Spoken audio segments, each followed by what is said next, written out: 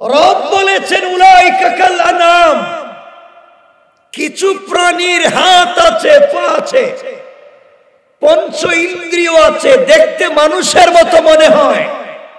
রব বলেছেন কাল আনাম, এরা চতুষ্পদ জন্তুর মতো। বালহুম আদল, মাঝে মাঝে তার চাইতে আরো খারাপ। রব বুঝাতে চান হাত পা পঞ্চ ইন্দ্রিয় থাকলেই মানুষ হয় না। যতক্ষণ পর্যন্ত মাথার চুলের গোড়া থেকে পায়ের পাতা পর্যন্ত আল্লাহর তাওহীদ এবং রাসূলের রিসালাত না থাকবে, ততক্ষণ পর্যন্ত সে মানুষ হতে পারে না। কথা কি বুঝাইতে পারলাম? আকৃতিগত দিক থেকে মানুষ হলে চলবে না, মানুষ হতে হবে আদর্শগত দিক থেকে। এজন্য মনে রাখবেন, শুধুমাত্র হাত পা নাক কান চোখ মুখ থাকলেই মানুষ হয় না।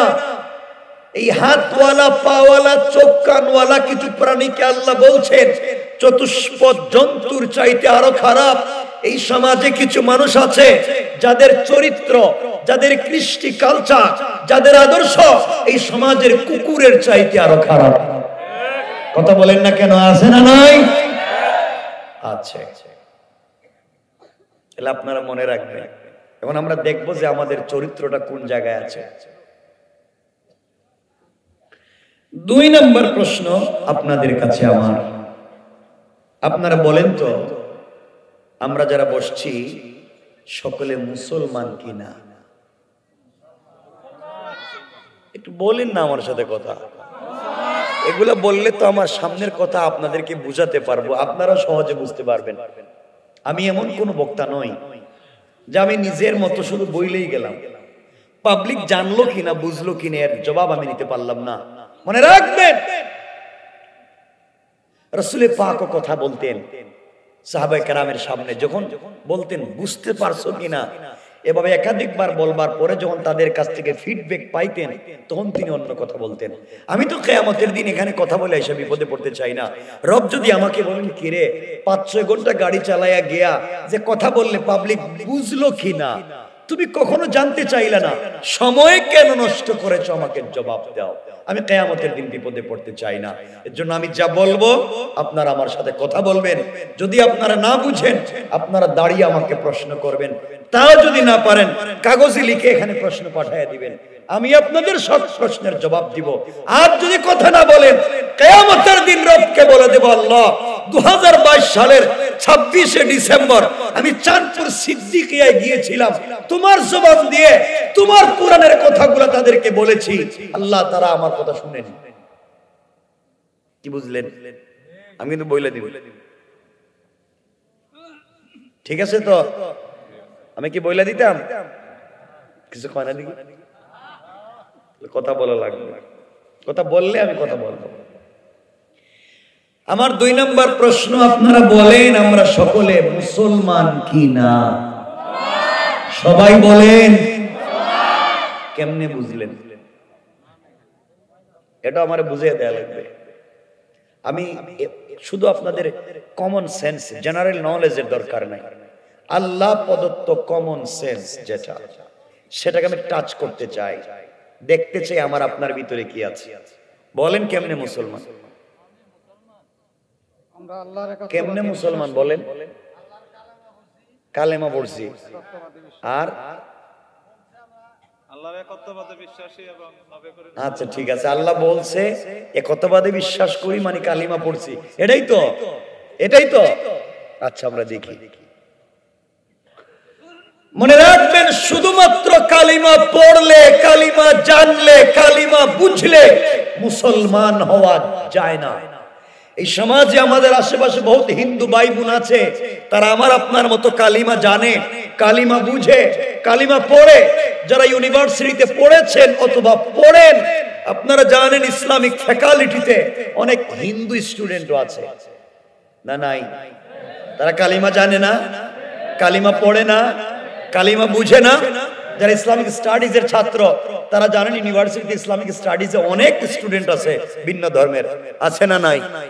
তারা কোরআন অ্যানালাইজ করে, গবেষণা করে, থিসিস করে, পিএইচডি করে, ডক্টরেট ডিগ্রি নেয়, পড়তে পড়তে ডক্টরেট হয়ে যায়, কিন্তু তারা মুসলিম না। এর অর্থ হলো কালিমা জানলে, পড়লে, বুঝলেই শুধু মুসলমান হয় না, যতক্ষণ পর্যন্ত এই কালিমার আদর্শ নিজের বাস্তব জীবনে প্রতিষ্ঠিত না হবে। ঠিক কিনা জোরে বলেন? বাবারে, আপনারা যদি কথা না বলেন আমার দ্বারা ওয়াজ হবে না। আমার কাছ থেকে আদায় তাবারুক আছে, তাবারুক তো আছে, তাহলে সিলেলে সমস্যা কি? তাহলে কথা তো বলাই লাগবে আজকে। তাহলে যত বেশি চিল্লাইবেন তত বেশি খিদে লাগবে, বেশি খাইতে পারবেন। ঠিক আছে,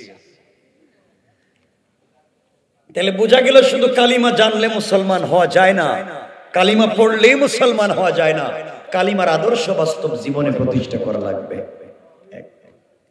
2 নম্বর, আপনারা আমাকে বলতে পারেন আপনারা নামাজ পড়েন, নামাজ পড়েন না? নামাজ পড়লে মুসলমান। মনে রাখবেন, শুধু নামাজ পড়লেই মুসলমান হওয়া যায় না। এই পৃথিবীতে বহুত নামাজি, বহুত বেনামাজির আগে জাহান্নামে যাবে।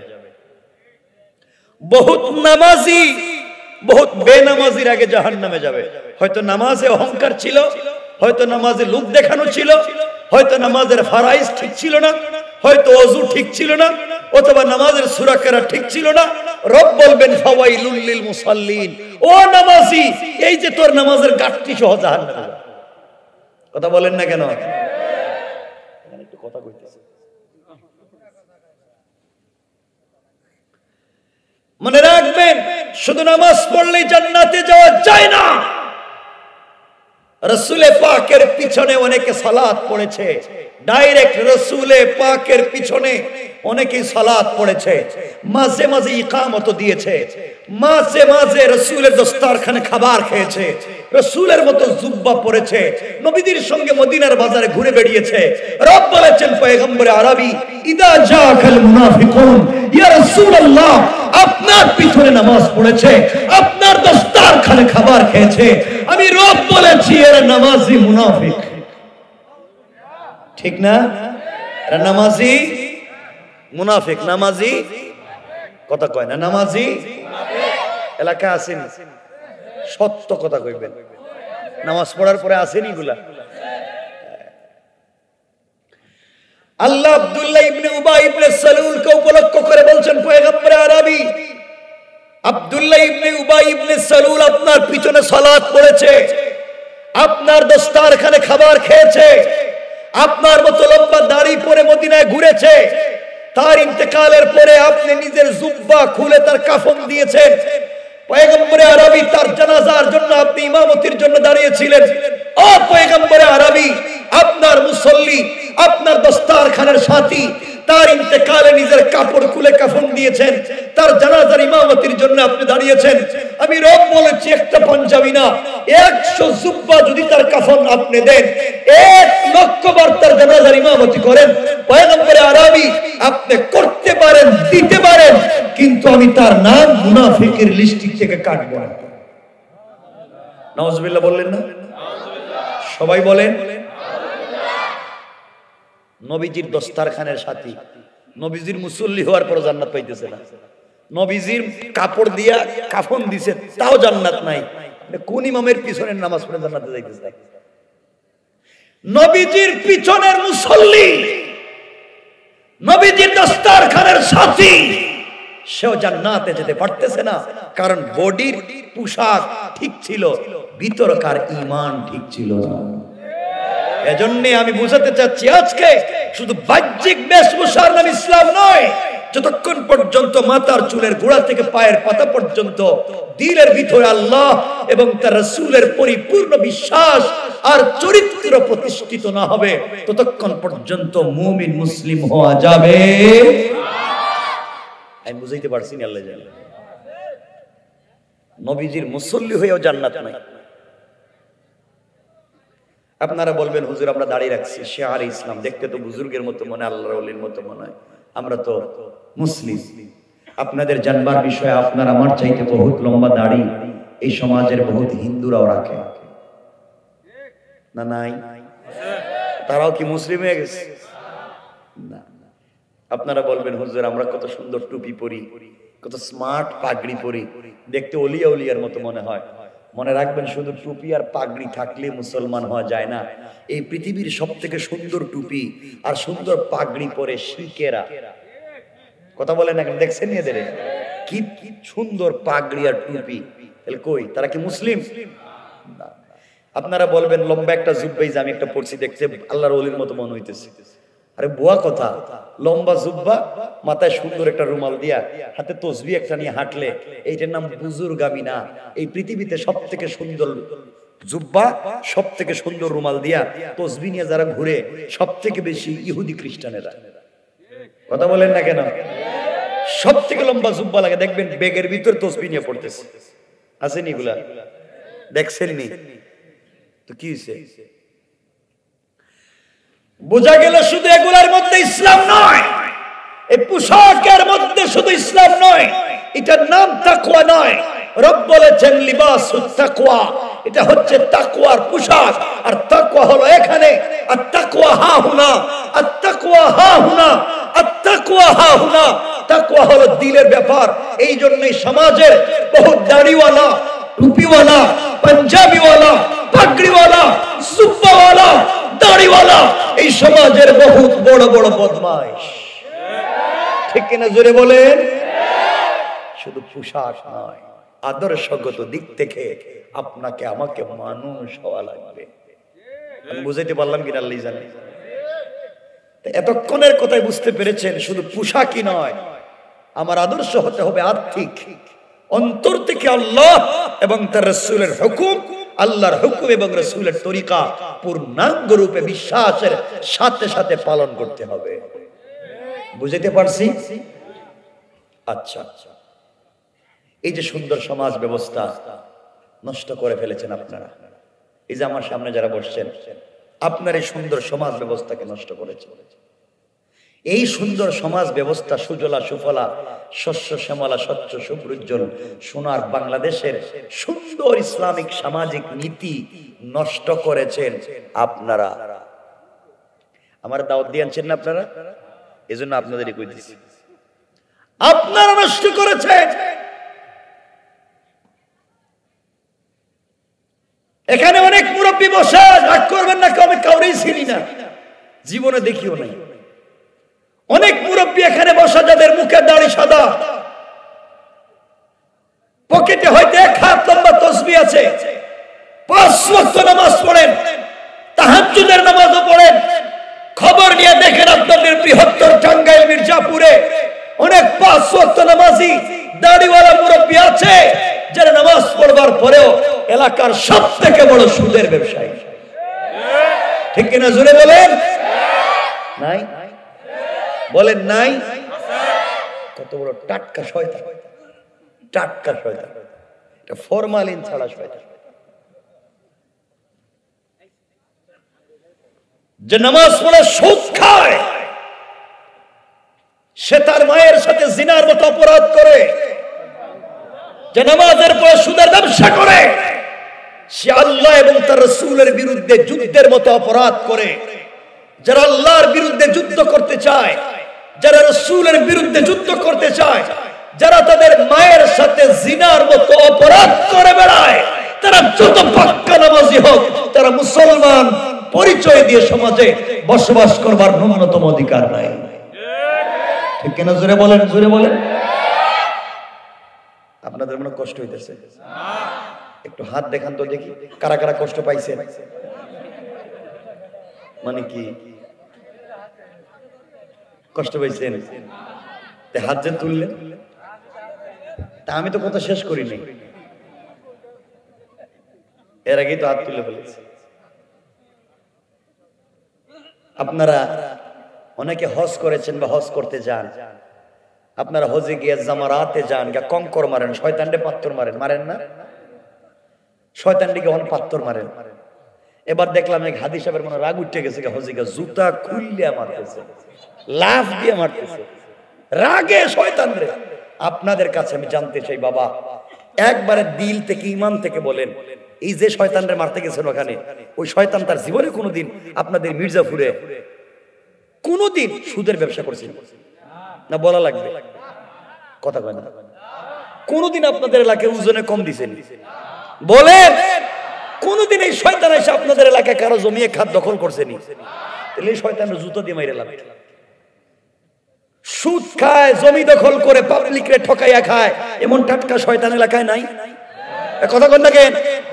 এরে জুতো দিয়ে মাইরে লাভ কি? মারলে ওরে আগে আশেপাশে যেটা শয়তান আছে এরে মারা দরকার, ঠিক কিনা বলেন? এখানে কেউ আসেননি সুদ খান, সুদের ব্যবসা করেন? আসেননি কেউ?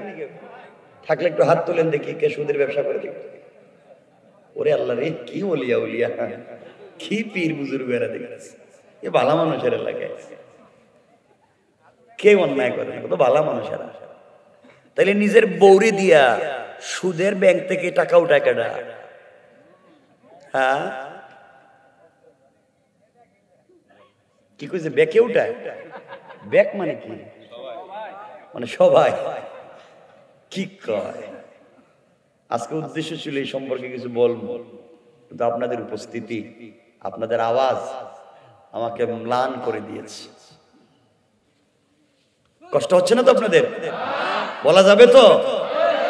আচ্ছা, অনেক মুরব্বী আছেন এখানে, কেউ রাগ করবেন না বাবা। আগের মতো শক্তি নাই, লাঠি বোর্ড দিয়ে হাঁটেন, পাওয়ার নাই। এখনো আজান হলে আপনি মসজিদে নামাজে যান না। রব বলেছেন হাইয়া আলাল ফালাহ, কল্যাণ আমার কাছে, কামিয়াবি আমার কাছে, সফলতা আমার কাছে। আর অনেক মুরব্বী আছে এখনো আজান হলে মসজিদে নামাজে যান না, কিন্তু চার দোকানে বসে টেলিভিশন দেখেন। এটা আসেনি এলাকায়? চার দোকানে বসে টেলিভিশন দেখে আর সমালোচনা করে, গীবত করে, শিকায়ত করে, চুগলখুরি করে, বদনাম করে, কার বউ কার সাথে বাইজ্ঞা গেল, হ্যাঁ, কার ছেলে কার মেয়ে নিয়ে গেল। এই নিয়ে তোমার সমস্যা কি? তোমার সমস্যা কি? নিজেকে জাহান্নাম থেকে বাঁচাও।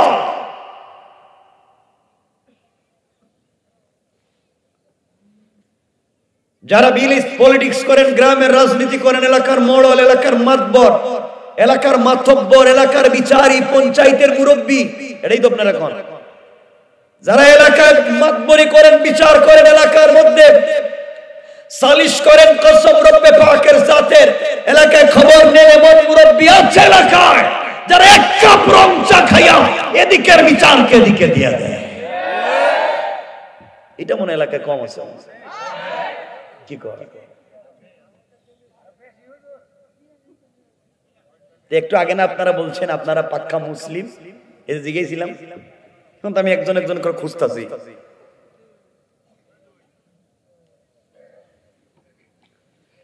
অনেক মুরব্বী আছেন এলাকায়, শুনেন, কান খাড়া করে শুনেন। হাতে 1000 টাকা ধরাইয়া দিলে ডাইনের বিচারে বাম বানাইয়া দেয়। অনেক মুরব্বী এলাকায় আছে, গ্রামে 2 জন দিয়ে মাইল লাগাইয়া দেয়, এর কাছ থেকেও 500 লয়, এর কাছ থেকেও 500 লয়। আসেনি? ভালো হয়ে যান, ভালো হয়ে যান, অন্যায় বাদ দেন।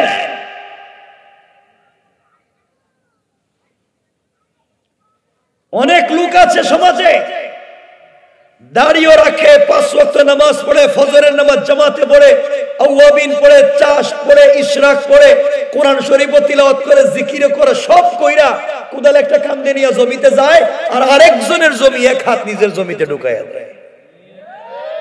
এগুলো এলাকায় নাই? নামাজও তো ঠিক মতো পড়ে। তো আমি জানতে চাই বাবা, এত কিছুর পরে আপনি কোন জিনিসের বলে বলেন আপনি আমি মুসলিম? মানে কি জিনিসটার বলে আপনি আমি মুসলিম দাবি করি? কম কম বলতেছি, বেশি বলতে চাই না। এই যে মসজিদ কমিটি এখানে ওয়াজ করাচ্ছেন, মসজিদ কমিটি না, এখানে মসজিদের কমিটির অনেকেই আছে, ভালো মানুষ, তারা ওয়াজ করাচ্ছে, কিন্তু ম্যাক্সিমাম মসজিদ কমিটির অবস্থা কি জানেন না? কিছু কয় না। আমি আমার বুকে হাত দিয়ে বলতে পারি, আপনাদের বৃহত্তর মির্জাপুর, টাঙ্গাইলে খবর নেন, ম্যাক্সিমাম মসজিদের সভাপতি সুদখোর, ক্যাশিয়ার ঘুষখোর, সেক্রেটারি দুর্নীতিবাজ, চাঁদাবাজ, বদমাইশ, ফেন্সিডিল ব্যবসায়ী, ইয়াবা ব্যবসায়ী, ইতিমের জায়গা দখল করে, বিধবার বাড়ি দখল করে, গরিবদের ঠকায়, ইতিমের জায়গা জমি নিজের নামে বুয়া জাল দলিল বানাইয়া এরপরে মসজিদের দায়িত্বশীল হয়ে গিয়েছে। না এগুলা দেখেন সমাজ কই গেছে। কি বুঝলেন সমাজের অবস্থা? আমি বাবা এর জন্য আগেই বলছি, আপনাদের কমন সেন্সের কাছে আমার প্রশ্ন, কোন জিনিসে আপনাদেরকে বুঝায় যে আপনারা মুসলিম?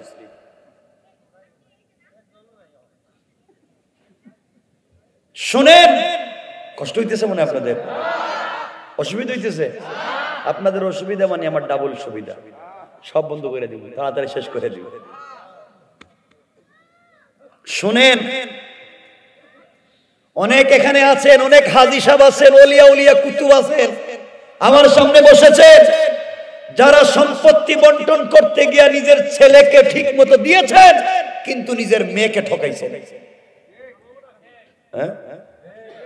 দিছেই না মেয়ের সম্পত্তি, এমনও আছে সব ছেলেদেরকে দিয়ে দিছে, মেয়ের দেই নাই। মনে রাখবেন, পিতার সম্পত্তি, মাতার সম্পত্তি ছেলে যেখানে পাবে মেয়ে ওখানেই পাবে। হয়তো ছেলে বেশি পাবে, মেয়ে কম পাবে, কিন্তু পাবেই। যদি আপনি না দেন আপনি জাহান্নামী, আপনি হারাম কাজ করেছেন, আপনি জাহান্নামী, আপনি যত বড় বুজুর্গ হন জাহান্নামী। আসেননি কেউ এখানে? কিছু কয় না কেন? কে ইসলাম নিয়ে কবরে যাচ্ছে? কে ইসলাম?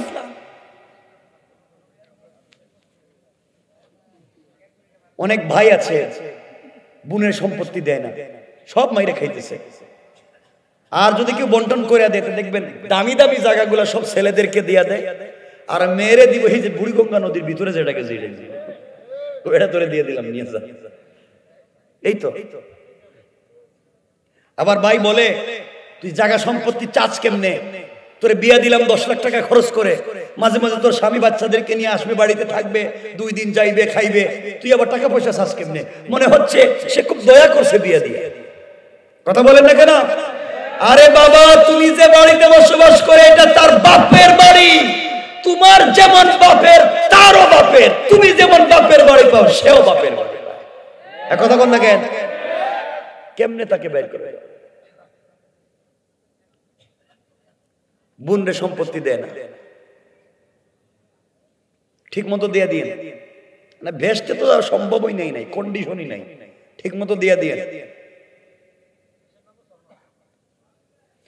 তসবি পড়তে পড়তে কুরআন শরীফ 30 পারা গুলিয়া আপনারা যদি শরবত বানিয়ে খাওয়া দাও, জান্নাতের আশা করার কোনো সম্ভাবনাই নেই। যে ঠকাইছে নিজের সন্তানকে। কথা কি বুঝতেছেন আমার? কত সামাজিক অবক্ষয় বলবো। এখানে অনেক মুরব্বী আছেন যারা বিয়ে করছো, বাবা বিয়ে করছো ঠিকই, এটা বুঝছো যে বিয়ে করা লাগবে, কিন্তু আজ পর্যন্ত বউর মোহরের টাকা দেও নাই। কিতা ঠিক? আপনারা চিন্তা করতেছেন হুজুরে আনছে কেটা এখানে, খালি এগুলোই কইতেছে। আমি তো জানতেই চাইব সমাজে সমস্যা কোন জিনিস, এটাই আমার দরকার। বউর মোহরের টাকা দেন না কেন, এটা কোন? আরে বাবা, নামাজ পড়া ফরজ এটা বুঝেন, আর বউর মোহরের টাকা ফরজ এটা বুঝেন না? তা আপনি যে লম্বা লম্বা লেকচার করেন সমাজে আইসা, বউ যদি কয় থামো তোমার লেকচার থামাও, আমি বউ টাকা পাই, টাকা দাও। বউ তোমার কাছে টাকা পায়, তুমি কি এর মানুষ? স্ত্রীর মোহরের টাকা ফরজ, কোরআনের বিধান আপনি দিয়ে দিবেন। আর স্ত্রী যদি এখান থেকে স্বেচ্ছায় কিছু আপনাকে দিয়ে দেয়, স্বেচ্ছায়, তাহলে আপনি গ্রহণ করবেন, তাও লিখে নিবেন। আর অনেক আছে হয়তো মির্জাপুর টাঙ্গাইলে থাকতে পারে, আমার জানা নাই, এমন মহব্বতের কলিজার টুকরা আপনাদের ভালোবাসার বউ অনেক স্বামীদেরকে মোহর তো মাফও করে দিতে পারে, আমার জানা নাই। আসেনি কেউ যারা মাফ করে দিয়েছে মোহর? একটু হাত দেখান তো দেখি, হাতগুলা দেখতেছে যে হাতগুলার বউ মাফ করে দিছে, এমন বরকতি হাত দেখেন, দেখেন না, 2-4টা হাত উঠান না, নাই দেখি। ওরে আল্লাহ, এরা কি ওই যে এক মুরব্বী দৌড়ে গেছে, মাশাআল্লাহ বাবা। আর কেউ আসেনি? একজনও মাপ পান নাই। বউ কি এমন শক্ত জিনিস?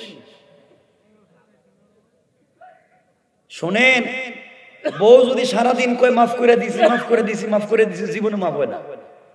যদি বউ মাফ কইরা দেও, তা আগামীকালকে ফজরের পরে বউরে তালাক দিয়া দেখেন মোহর দেওয়া লাগে না। দেওয়া তো লাগবে, লাগবে না দিলে লাভে আসলে আপনার যৌতুকের মামলা দিয়া দেয়। কথা বলেন না কেন? এটা তার হক, এটা একজন স্ত্রীর তার প্রাপ্য অধিকার।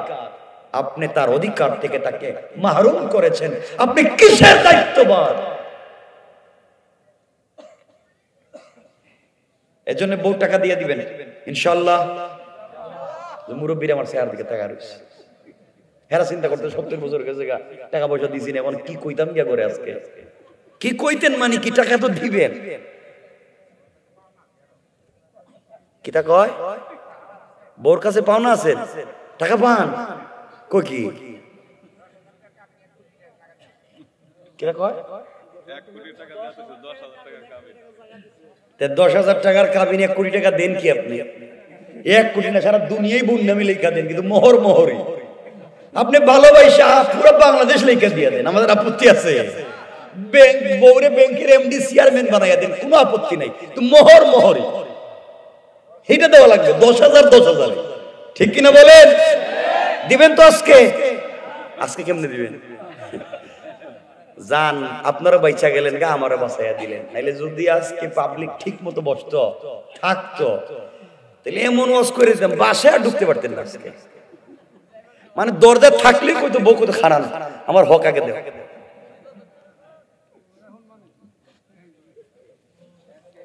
আপনারা কি শুরু করছেন সমাজে? যাক বইলা দিলাম অনেক কথা, আর বলতে চাই না।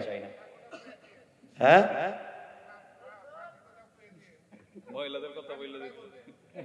আর কোনটা কইতাম? মানে স্বামী স্ত্রী স্বামীর খেদমত করবে, এটা কইতাম। আজকে স্বামীর খেদমত হবে এই ওয়াজ করতাম না, এই ওয়াজ আজকে হবে না। আজকে বউরে আপনারা কি বানাইছেন এটা ওয়াজ করুন। আপনারা বউরে বানাইছেন কাজের বুয়া, কামলা বানাই রেখে দিয়েছেন, সারাদিন বউ কাজ করে, ঠিক কিনা বলেন? এটা কোন ইসলামে পাইছেন বউরিতে কাজ করাইবেন? আজকে কিন্তু উল্টা হবে ওয়াজ। কথাগুলো শোনেন, আল্লাহ আমাদেরকে হেফাজত করুক, সকলে পড়েন আমিন। যাক বুঝেন, এই যে সামাজিক অবক্ষয়গুলো বাবা বলতেছি, আরো কিছু শুনে 1-2টা বইলা দিই। আপনাদের এলাকায় আছে কিনা এটা আমি জানি না। মসজিদে বাচ্চারা নামাজে যায়, আর কিছু মুসল্লিদেরকে বাইর করে দেয়। আছেন? এই যে ভাইয়ের বাড়ি নেত্রকোনা কইছে, আপনাদের ইমাম সাহেব কিন্তু থাকছে আমার এলাকায়। মানে আমার, যদিও আমি ঢাকা শহরে থাকি, আমার সব ঢাকা শহরেই সবকিছু, কিন্তু আমার জন্ম, আমার বেড়ে ওঠা, আমার এই আত্মার সাথে যে মাটির সম্পর্ক, সেটা হচ্ছে সিলেট শহর। আর বাড়ি হচ্ছে সিলেট শহরে। তো যাই হোক, বলতে চাইলাম, অনেক বাচ্চারা মসজিদে নামাজে যায়, আর কিছু মুসল্লিদেরকে বাইর করে দেয়। এরপরে কিছু মুসল্লি কয়, এই ছেলে তুই মসজিদে নামাজ এলে, তোর বাপরে জীবনে মসজিদে দেখলাম না, তোর দাদারের জীবনে মসজিদে আসতে দেখলাম না, তুই আবার কোন দিনের নামাজ হইলে? কয় না এগুলা? বাইর করে দিয়ে। অনেক বাচ্চারা মসজিদে যায়, নামাজ পড়তে যায়, কিছু মুসল্লি কয়, এই বাচ্চা পিছনে যা, এক কাতার পিছনে। আরেকজন গিয়ে কয়, এই বাচ্চা আরেক কাতার যা, গেছে আরেক কাতার পিছনে। আরেক মুসল্লি গিয়ে কয়, বাচ্চা আরেকটু যা। বাচ্চা যাইতে যেতে গেছে মসজিদের বারান্দায়, দূর জীবনে মসজিদে রাইতে না, বের করে দিয়েছে। মানে আপনারা আমারে বলেন, বাচ্চাদেরকে মসজিদ থেকে বাইর করেন কেন? এটা বলেন। কিছু কয় না কেন? বাইর তো করেন, কিছু বাইর করে দেন। এই চিল্লাচিল্লি বন্ধ করো, যাও। হ্যাঁ,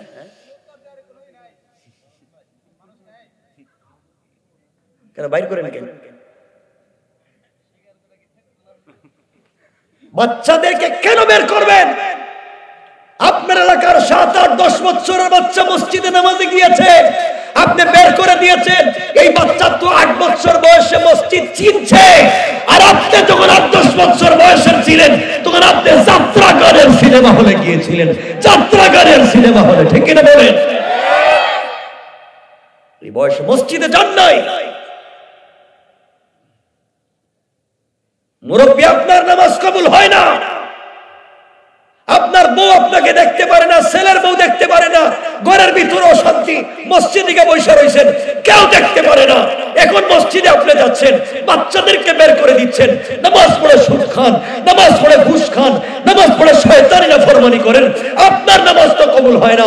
মসজিদে নামাজ যদি কবুল হয়, এই মাসুম বাচ্চাদের উসিলায় নামাজ কবুল হয়। আপনাদেরকে বাইর করে, আপনি পৃথিবীর সব জায়গায় বাচ্চাদেরকে নিয়ে যান, আপনি মার্কেটে যাইতে বউ বাচ্চা নিয়ে যান, আপনি শ্বশুর বাড়ি গেলে বউ বাচ্চা নিয়ে যান, কোন জায়গায় দাওয়াত খাইতে গেলে বউ বাচ্চা নিয়ে যান, সব জায়গায় বাচ্চা বউ নিয়ে যান, কিন্তু মসজিদে আসবার সময় এদেরকে বাসায় রেখে আসে। কত বড় নিমক হারামি রবের সাথে, কত বড় নিমক হারামি রবের সাথে। রব বলতেছে কি রে, সব জায়গায় বাচ্চা নিয়ে গেলে আমার ঘরে আসতে রাইকা আসলে কি জবাব দিবেন রবের কাছে? কি জবাব দিবেন?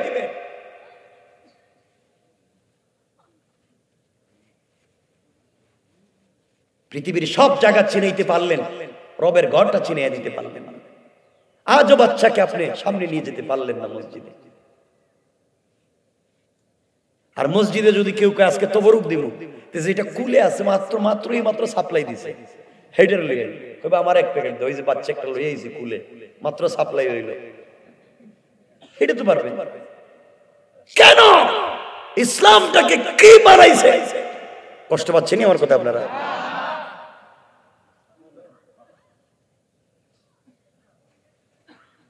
ইসলামটাকে বুঝো, নিজের মতো না, ইসলাম কি ইসলামের মতো বুঝো।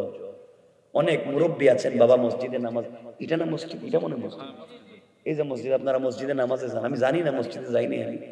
দেখবেন মসজিদে আজকালকে চেয়ারের অভাব নাই, চেয়ারে মাশাআল্লাহ বাইচা গেছে, চেয়ার নিয়ে মসজিদে বসে থাকি।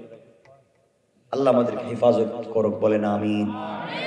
এতক্ষণ বললাম সামাজিক অবক্ষয়, অন্যায় অনাচার সমাজে যা চলে। এখন আপনাদেরকে বলবো বেঁচে থাকবার পথ এবং পদ্ধতি। এগুলা তো অন্যায়, এখন কি এগুলা থাকবে নাকি উঠবে? বলেন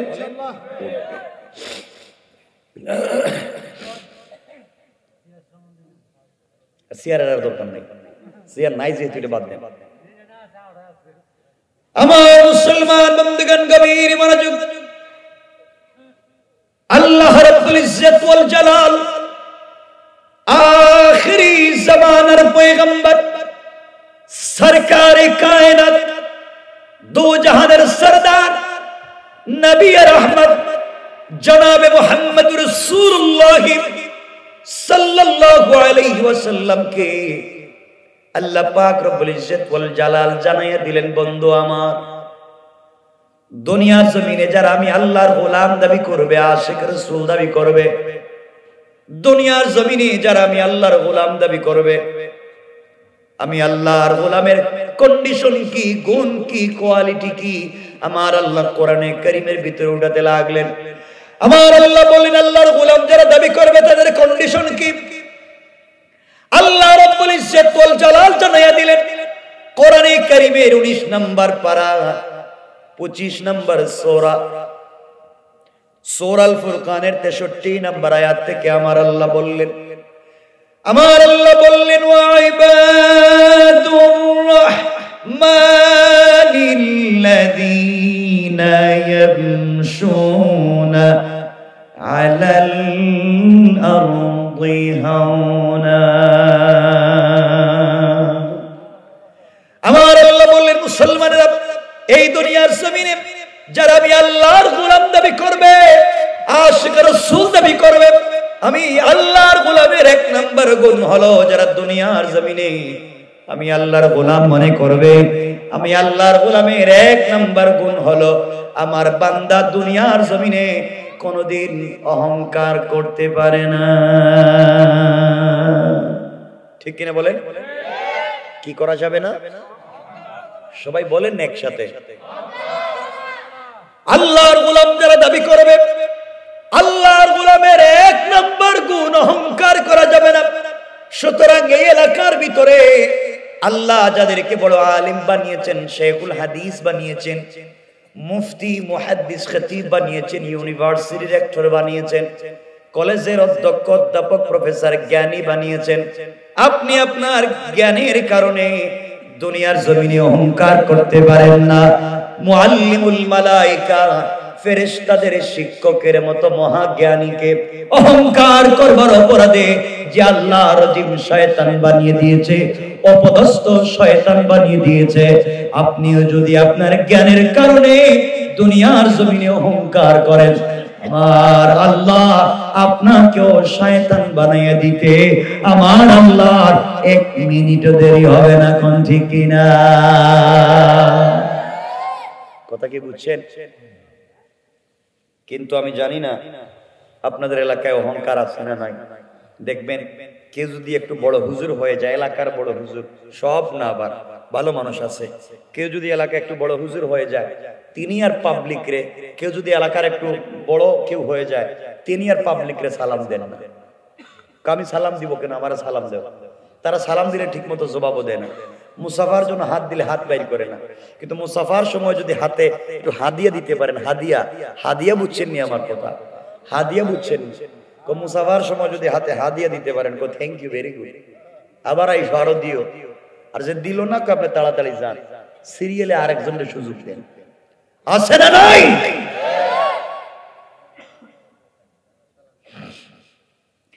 এই এলাকার ভিতরে আল্লাহ যাদেরকে টাকার মালিক বানিয়েছেন, মিল ফ্যাক্টরির মালিক বানিয়েছেন, কল কারখানার মালিক বানিয়েছেন, শিল্পের মালিক বানিয়েছেন, গাড়ির মালিক, বাড়ির মালিক বানিয়েছেন, আপনি আপনার সম্পদের কারণে অহংকার করতে পারেন না।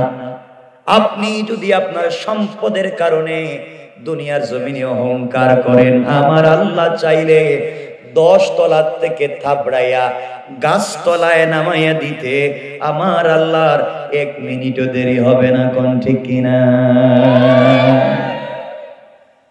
এজন্য আমার বন্ধুগণ, আল্লাহ আপনাদেরকে টাকা দিয়েছেন, টাকার কারণে অহংকার করা যাবে না।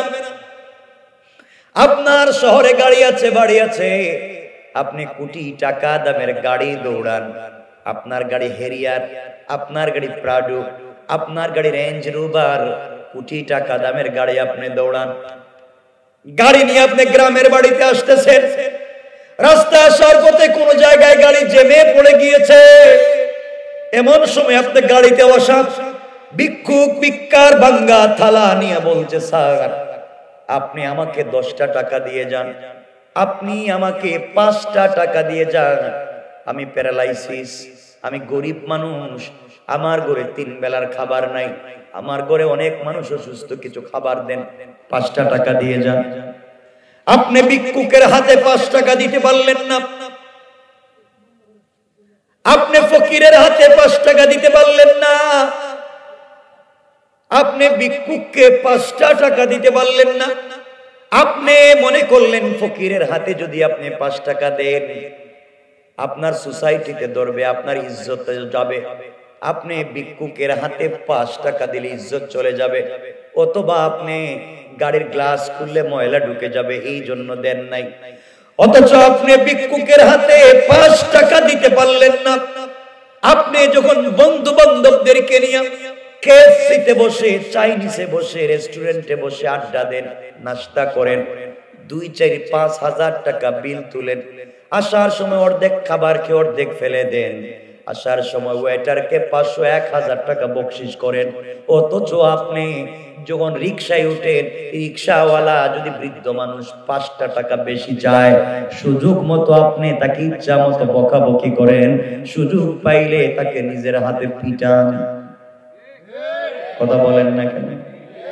আপনার এক এক জায়গায় এক এক চরিত্র। আমার আল্লাহ চাইলে এই মুহূর্তে আপনাকে, আমার আল্লাহ চাইলে ভিক্ষুকের হাত থেকে ভিক্ষার ভাঙ্গা থালা ফেলে দিয়া, সুন্দর জামা কাপড় পরাইয়া, কোটি টাকা দামের গাড়িতে বসাইয়া, আপনার মতো টাকাওয়ালাকে কোটি টাকা দামের গাড়ি থেকে বের করে সেরা কাপড় পরাইয়া ভিক্ষুকের মতো ভিক্ষার ভাঙ্গা থালা হাতে ধরাইয়া রাস্তায় ফকির বানাইয়া দাঁড় করাইয়া দিতে আমার আল্লাহ 1 মিনিটও দেরি হবে না। কোন ঠিক কিনা? পারবেন নি আল্লাহ? কথা বলেন, পারবেন? আপনাদের এলাকায় খবর নেন, আজ থেকে 50 বছর আগে অনেকের ঘরে লাখ লাখ টাকা ছিল, লাখ টাকার মালিক ছিল আজ থেকে 50 বছর আগে অনেকেই, অথচ আজ তার ছেলে মেয়েরা মানুষের বাড়িতে কাজ করে খায় নাই। আজ থেকে 50 বছর আগে অনেকের ঘরে বৃষ্টি দিলে পানি ঘরে ঢুকতো, থাকবার ঠিক মতো জায়গা ছিল না, আজ তার ঘরে আল্লাহ কোটি টাকার মালিক বানাইছে। আছে না নাই? কে করতে পারে? সকলে বলেন কে? অহংকার করা যাবে। আল্লাহর গোলামের 2 নাম্বার গুণ আমার আল্লাহ বললেন, ওয়াইদা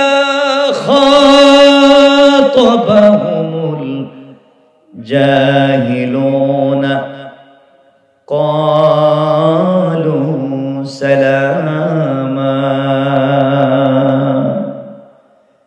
আল্লাহ রাব্বুল ইজ্জতুল জালাল বলেন, মুসলমানেরা, এই দুনিয়ার জমিনে যারা আমি আল্লাহর গোলাম দাবি করবে, আশিক রাসূল দাবি করবে, আমি আল্লাহর গোলাম নিজেকে মনে করবে, আমি আল্লাহর গোলামের 2 নাম্বার গুণ হলো আমার গোলামকে কেউ গালি দিলে গালির জবাব দিবে না, আমার গোলামকে আঘাত করলে আঘাতের জবাব দিবে না, আমার গোলামের গীবত শিকায়ত সমালোচনা করলে জবাব দিবে না, আমার গোলামকে কেউ গালি দিলে আমার গোলাম গালির জবাবে গালি না দিয়া ওই ব্যক্তির জন্য শান্তি আর সালামতির দোয়া করে যায়। পড়েন সুবহানাল্লাহ। তাহলে আল্লাহর গোলামের 2 নাম্বার গুণ, গালি দেওয়া যাবে। বলেন না, গালি দেওয়া যাবে। আমাদেরকে কেউ গালি দিলে বিনিময়ে তার জন্য শান্তির দোয়া করব, তাকে সালাম দিব। সুবহানাল্লাহ বললেন না? কে বলেছেন? সকলে আওয়াজ করে বলেন, কে বলেছেন? এজন্য আমরা সালাম দিব। এখন আপনারা বলেন তো আমাকে, বাবা আপনারা সালাম দেননি? আম্মা জান আয়েশা সিদ্দিকা রাদিয়াল্লাহু তাআলা আনহা বলছেন, আমি যখন দেখতাম আমার স্বামী ঘরে আসতেছেন, অর্থাৎ বিশ্বনবী যখন ঘরে আসতেছেন তিনি দেখতেন, তখন তিনি বলেন আমি কাপড়ের পর্দার চিপায় দাঁড়িয়ে থাকতাম অথবা দরজার আড়ালে দাঁড়িয়ে থাকতাম, আর আশা করতাম নবীজি যখন ঘরে ঢুকবেন আমি ঘর থেকে বের হইয়া, মানে দরজা সরাইয়া পর্দা সরাইয়া আমি আমার স্বামীকে জাপটি মেরে ধরে তার কপালে চুম্বন দিয়ে তাকে সালাম করব। কিন্তু ওয়াল্লাহি আল্লাহর কসম, আমি বহুত নবীজিকে চেষ্টা করেছি আগে সালাম দেওয়ার, কিন্তু নবীজির আগে নবীজিকে সালাম দিতে পারিনি। সুবহানাল্লাহ বললেন। এর অর্থ হলো নবীজি আগে সালাম দিতেন। এখানে 2টা সুন্নাহ, একটা সুন্নাত হলো নবীজি আগে সালাম দিতেন, এর অর্থ দাঁড়ালো বাহির থেকে যিনি ঘরে আসবেন তিনি ঘরের লোককে সালাম দিবেন, বাহির থেকে যিনি ঘরে আসবেন টিচার স্টুডেন্টকে সালাম দিবে, বাহির থেকে গিয়ে আপনি দরজায় দাঁড়াইয়া ঘরের ভিতরে যারা আছে তাদেরকে সালাম দিবেন। 1 নাম্বার। 2 নাম্বার হলো রাসূল পাক সাল্লাল্লাহু আলাইহি ওয়াসাল্লাম আম্মা জান আয়েশাকে সালাম দিয়েছেন, এর অর্থ হলো স্বামী স্ত্রীকে সালাম দিয়েছেন। স্বামী কারে সালাম দিছে? সবাই বলেন, স্বামী কারে সালাম দিছেন? তো এখন আমাদের কাজ কি?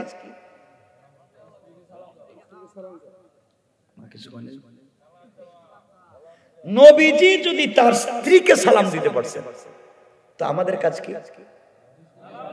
বউরে সালাম দেওয়া লাগবে।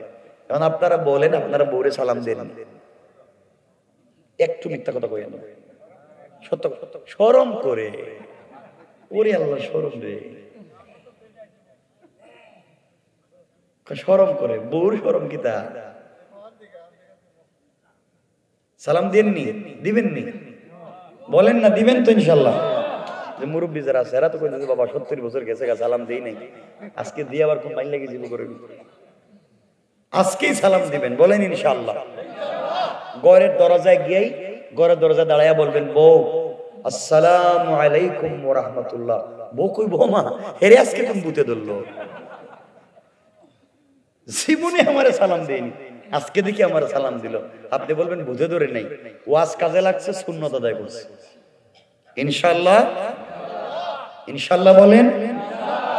এক নম্বর, মাঝে মাঝে নিজের হাত দিয়া বউরে খাওয়াইয়া দিয়ে, ঘরে গেলে বউরে মাঝে মাঝে নিজের হাতে খাওয়াইয়েন।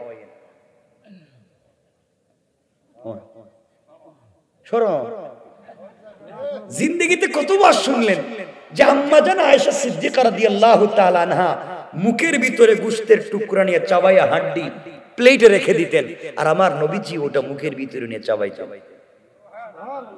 শুনেন না यार, বহুত শুনছেন, বহুত সুবহানাল্লাহ কইছেন, কিন্তু আপনার বউ যদি আপনারে মুখের ভিতর থেকে একটা গোশতের টুকরা বাইর করে কয় স্বামী এটা একটু খাও, তাহলে আপনি তো থাপড়া দিয়া দাঁত ফালায় দিবেন। ঠিক কিনা বলেন? এটা ঠিক কইলেন কেন? এটা ঠিক কইলেন, এরা তো বউ পিঠে দেখতেছি, এটা কি জিনিস এরা আমি বুঝতেছি না, তো বউ মারবো দেখতেছি আজকে। এজন্যে স্ত্রীর সাথে ভালো ব্যবহার করেন, উত্তম আচরণ করেন, মাঝে মাঝে ওদেরকে খাওয়াইয়েন ইনশাআল্লাহ। আমার বন্ধুগণ,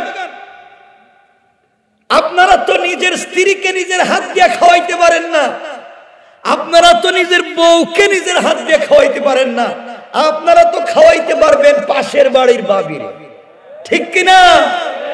ওরে আল্লাহ, ঠিক রে, কি খুশি,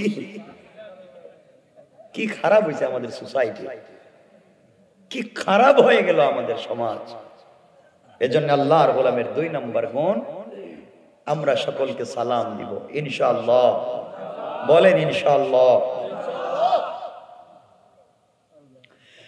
আল্লাহর গোলামের 3 নম্বর গুণ আমার আল্লাহ বললেন, ওয়াল্লাযীনা ইয়াবিতুনা লিরাব্বিহিম সাজ্জাদাও ওয়া কিয়ামা।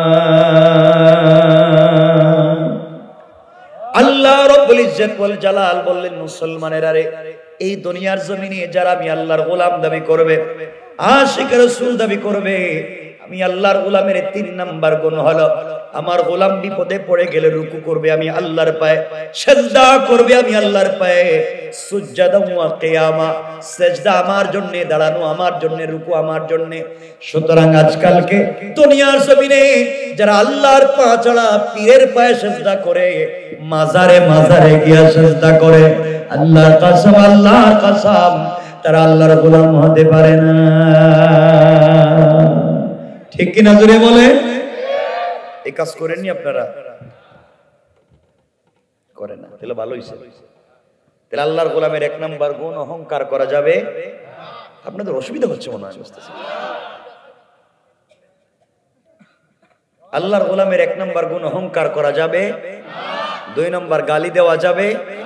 3 নাম্বার, রুকু সিজদা কার পায়ে?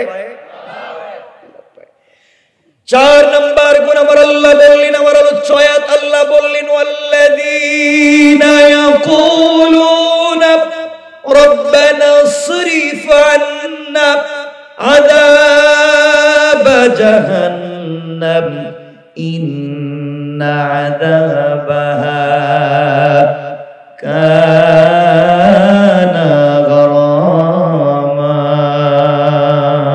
আল্লাহ বললেন, মুসলমানেরা, দুনিয়ার জমিনে যারা আমি আল্লাহর গোলাম দাবি করবে, আশিক রাসূল দাবি করবে, আমি আল্লাহর গোলাম নিজেকে মনে করবে, আমি আল্লাহর গোলামের 4 নাম্বার গুণ হলো, বান্দারে, সাকারাত শুরু হয়ে যাওয়ার আগে, গারগারা শুরু হয়ে যাওয়ার আগে, কবরে চলে যাওয়ার আগে, মালাকুল মউত আজরাইল পৌঁছে যাওয়ার আগে, আমার যেই বান্দা গোটা জিন্দেগির গুনার জন্য আমি আল্লাহর দরবারে 2টা হাত উঠাইয়া গোটা জিন্দেগির অপরাধের জন্য আমি আল্লাহর কাছে ক্ষমা চাইবে, আমি আল্লাহ কথা দিলাম, বান্দা, যখন তুমি আমার দেওয়া কপাল আমার কুদরতের পায়ে লাগায়া, আমার দেওয়া চক্ষু থেকে 2 ফোঁটা লোনা জল ছেড়ে দিয়া, আমার দেওয়া জবান দিয়ে তুমি যখন আমাকে আল্লাহ বলে ডাক দিবে, সাথে সাথে আমি আল্লাহ কুদরতের কলিজা ঠান্ডা হয়ে যাবে, তোমার গোটা জিন্দেগির অপরাধ গুলাকে ক্ষমা করে জান্নাতি বলে ফয়সালা করে দিতে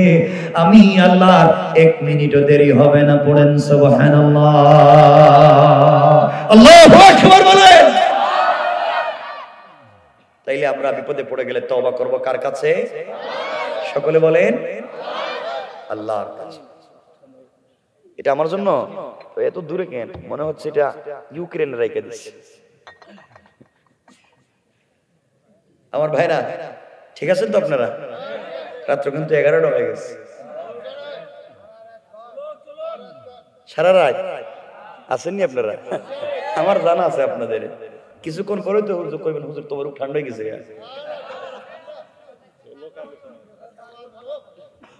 তবরুক খাইবেন না। এক সব বৈশা রয়েছেন মাশাআল্লাহ, একজন উঠবেন ওয়াজ রাইকা দিবেন, পসরাবে দৌড় যাইতে পারবেন। আমার কি জরুরত নাই? আমার পসরাবে ধরে না, আমি যাই না কেন? ঠিক আছে, আর নিচে মাটি আছে, এখানে কাপড় চোপড় আছে, পসরাব থাকলেও সমস্যা নেই, বৈশা থাকে।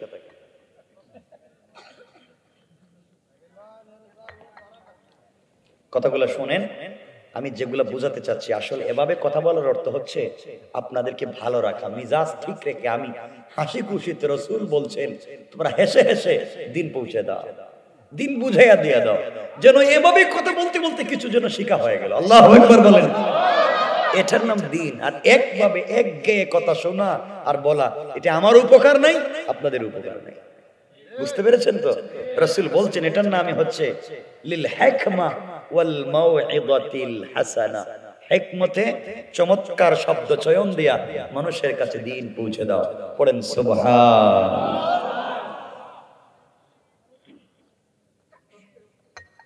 তাহলে গুণ বলছি কয়টা? নাম বলছি, আলোচনা করিনি। গুণ বলছি কয়টা? 1 নাম্বার অহংকার করা যাবে, 2 নাম্বার গালি দেওয়া যাবে, 3 নাম্বার রুকু সিজদা কার পায়ে, 4 নাম্বার তওবা করব কার কাছে। এই 4 গুণ যদি অর্জন করেন, রাসূল পাক বলেছেন ইন্তেকাল করলে দারুস সালাম নামক এক জান্নাত আছে। ফাদাখালাল জান্নাতা দারুস সালাম। তোমরা ইন্তেকাল করলে দারুস সালাম নামক জান্নাতে আল্লাহ পৌঁছে দিবে। সুবহানাল্লাহ। এই যে সুবহানাল্লাহ আপনারা কইলেন, আপনারা শুনছেন জান্নাত, কিন্তু দারুস সালাম কোন জান্নাত এটা আপনারা জানেন না, জানেননি? যার দারুস সালামই দিবেন কেন এটা তো জানেন না। দারুস সালাম এমন এক জান্নাতের নাম, যেই জান্নাতে আল্লাহ নিজে থাকবেন দাঁড়াইয়া, আর তার জান্নাতি বান্দা থাকবে বসা, আর আল্লাহ দাঁড়াইয়া দাঁড়াইয়া তার বান্দাদেরকে নিজে সরাসরি তার জবান দিয়ে সালাম দিবে। সালাম। কোরআনে রব বলেছেন তাহিয়াতুহুম ইয়াওমা ইয়ালকাউনাহু সালাম। চিন্তা করছেন? নিজে আল্লাহ সালাম দিবেন যে জান্নাতে। রব বলেছেন এই আমল করলে আমি ওই জান্নাতে পৌঁছে দেব। সুবহানাল্লাহ বলেন। আমরা এই জান্নাতে যেতে চাই কি চাই না? ছোট্ট একটা আমল বলে আলোচনা শেষ করব। ওটা যদি করেন জান্নাত কমপ্লিট। 2 রাকাত নামাজ ঠিকমতো যদি পড়তে পারেন। কয় রাকাত? 5 ওয়াক্ত নামাজ ঠিকমতো পড়বার পরে 2 রাকাত নামাজ, যাকে বলে সালাতুল হাজাত, মাত্র 2 রাকাত। কেমনে পড়তে হবে নিয়মকে আমি বলে দিচ্ছি।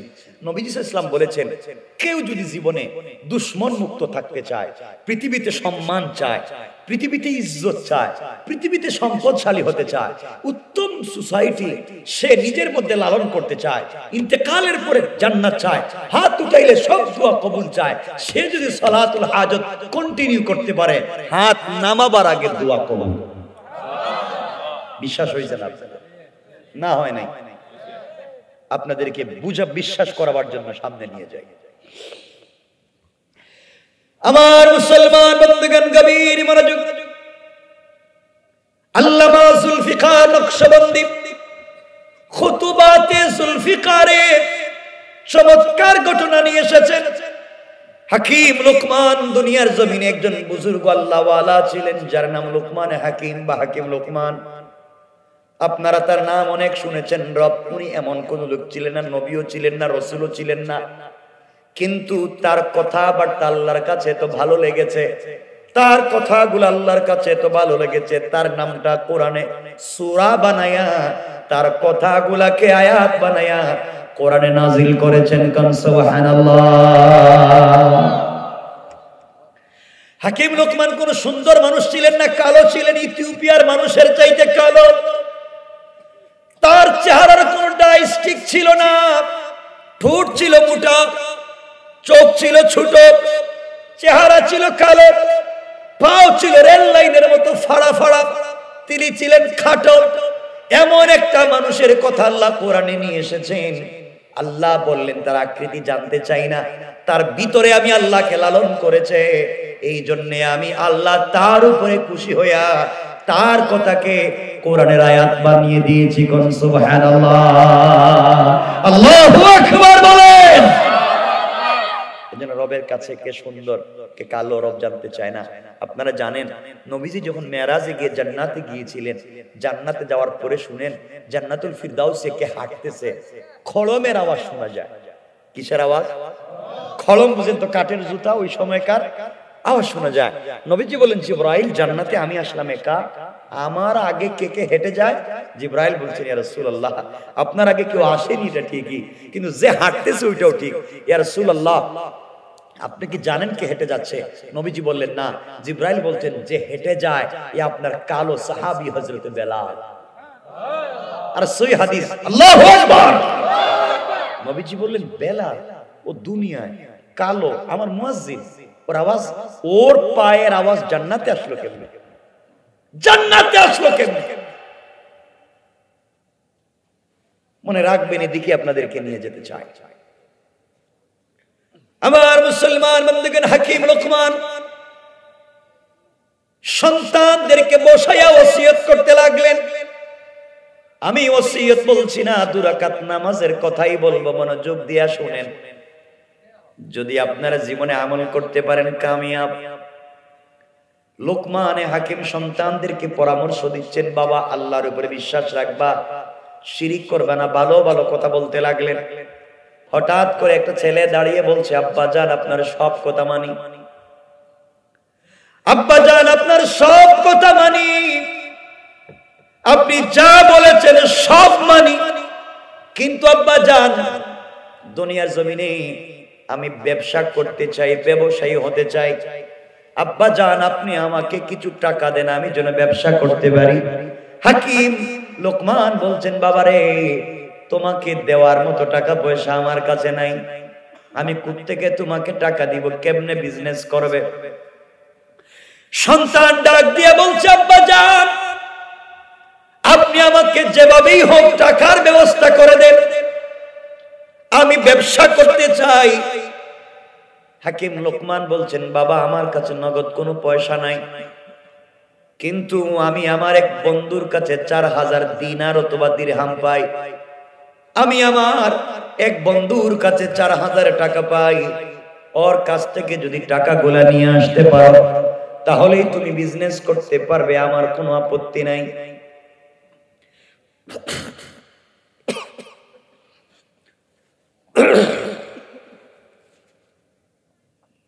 আমার বন্ধুগণ, হাকিম লোকমান ডাক দিয়া বলেন, আব্বা জান তুমি যদি ওটা নিয়ে আসতে পারো ব্যবসা করতে পারবে, ওটা না নিয়ে আসলে তুমি কোনোভাবেই পারবে না। সন্তান বলছে, আব্বা জান ওটা কেমনে আনবো, কোত্থেকে আনবো, কেমনে আনা যায়? এবার হাকিম লোকমান বলছেন, বাবারে আমার বন্ধুর বাড়ি আশেপাশে না, অনেক অনেক দূরে, তার কাছ থেকে টাকা আনতে গেলে অনেকগুলা বড় বড় বিপদ আছে, যে কোনো বিপদে পড়ে তুমি যে কোনো সময় ইন্তেকাল করতে পারো, মরে যেতে পারো, সমূহ বিপদের সম্ভাবনা আছে, এই জন্য তোমাকে টাকা আনতে যেতে বলতে পারি না। সন্তান বলছে, আব্বা জান আমি তো টাকা আনাই লাগবে। হাকিম লোকমান বলছেন, বাবারে তুমি যদি টাকা আনতেই চাও, তুমি যদি শেষ পর্যন্ত টাকা আনতে যাও 7-8টা কঠিন বিপদে পড়বে, শেষ পর্যন্ত মরে যেতে পারো। এবার সন্তান বাবাকে জড়াইয়া বলছে, আব্বা জান আল্লাহ আপনাকে তো সম্মান দিয়েছে, আল্লাহ আপনাকে তো পাওয়ার দিয়েছে, আল্লাহ আপনাকে তো ইজ্জত দিয়েছে, এমন কি কোনো আমল নাই যে আমল করলে আমি বিপদ থেকে বেঁচে যাব? এবার হাকিম লোকমান ডাক দিয়ে বলেন, বাবা তাহলে শোনো, আমার মন বলছে তোমাকে একটা আমলের কথা যদি বলে দেই, আর ওই আমল যদি তুমি কন্টিনিউ করতে পারো, আমার মন বলছে যত বড় বিপদে পড়ো না কেন, আমল করতে দেরি হবে, আল্লাহ তোমাকে বিপদ থেকে নাজাত দিতে 1 মিনিটও দেরি হবে না। আরো জোরে পড়েন না সুবহানাল্লাহ। আমার মুসলমান বন্ধুগণ, এবার সন্তান বলছে আব্বা জান বলেন তো বিপদ কি আর বাঁচবার পদ্ধতি কি? হাকিম লোকমান বলছেন বাবারে, তুমি যখন ঘর থেকে বের হয়ে যাইবা, যাওয়ার সময় তুমি একটা ব্যাগ নিবা, ব্যাগের ভিতরে পানির বোতল নিবা, তুমি পানির বোতল নিয়ে ঘর থেকে বের হবা। ঘর থেকে বের হওয়ার আগে 2 রাকাত সালাতুল হাজত পড়বা। আমার মন বলছে ঘর থেকে বের হওয়ার সময় তুমি যদি 2 রাকাত সালাতুল হাজত পড়ে বের হয়ে যাও, আমার মন বলছে সমূহ বিপদ থেকে আল্লাহ তোমাকে বাঁচাইয়া দিবে। এবার সন্তান বাবাকে জড়াইয়া বলছে আব্বা জান আপনি বলেন তো বিপদ কেমন হতে পারে, বাঁচবার পদ্ধতিটা আমাকে বলে দেন। এবার হাকিম লোকমান বলছেন আব্বা জান তাহলে শোনো, তুমি যখন ঘর থেকে বের হয়ে যাইবা, 2 রাকাত সালাতুল হাজত পড়ে বের হবা, বোতলের ভিতরে পানি নিবা, ঘর থেকে বের হয়ে দীর্ঘ পথ হাঁটবার পরে চলবার পরে বিশাল বড় মরুভূমি পাইবা। ওই মরুভূমিতে কয়েকদিন হাঁটবার পরে তোমার পথ থেকে চামড়া খসে রক্ত জমিনে পড়বে, গরমের কারণে তোমার জিহ্বা শুকিয়ে যাবে, কলিজা শুকিয়ে যাবে, পানি পানি বলে তোমার জীবনটা শেষ হয়ে যাবে বাবা। ওই সময় তুমি পানি পাবা না।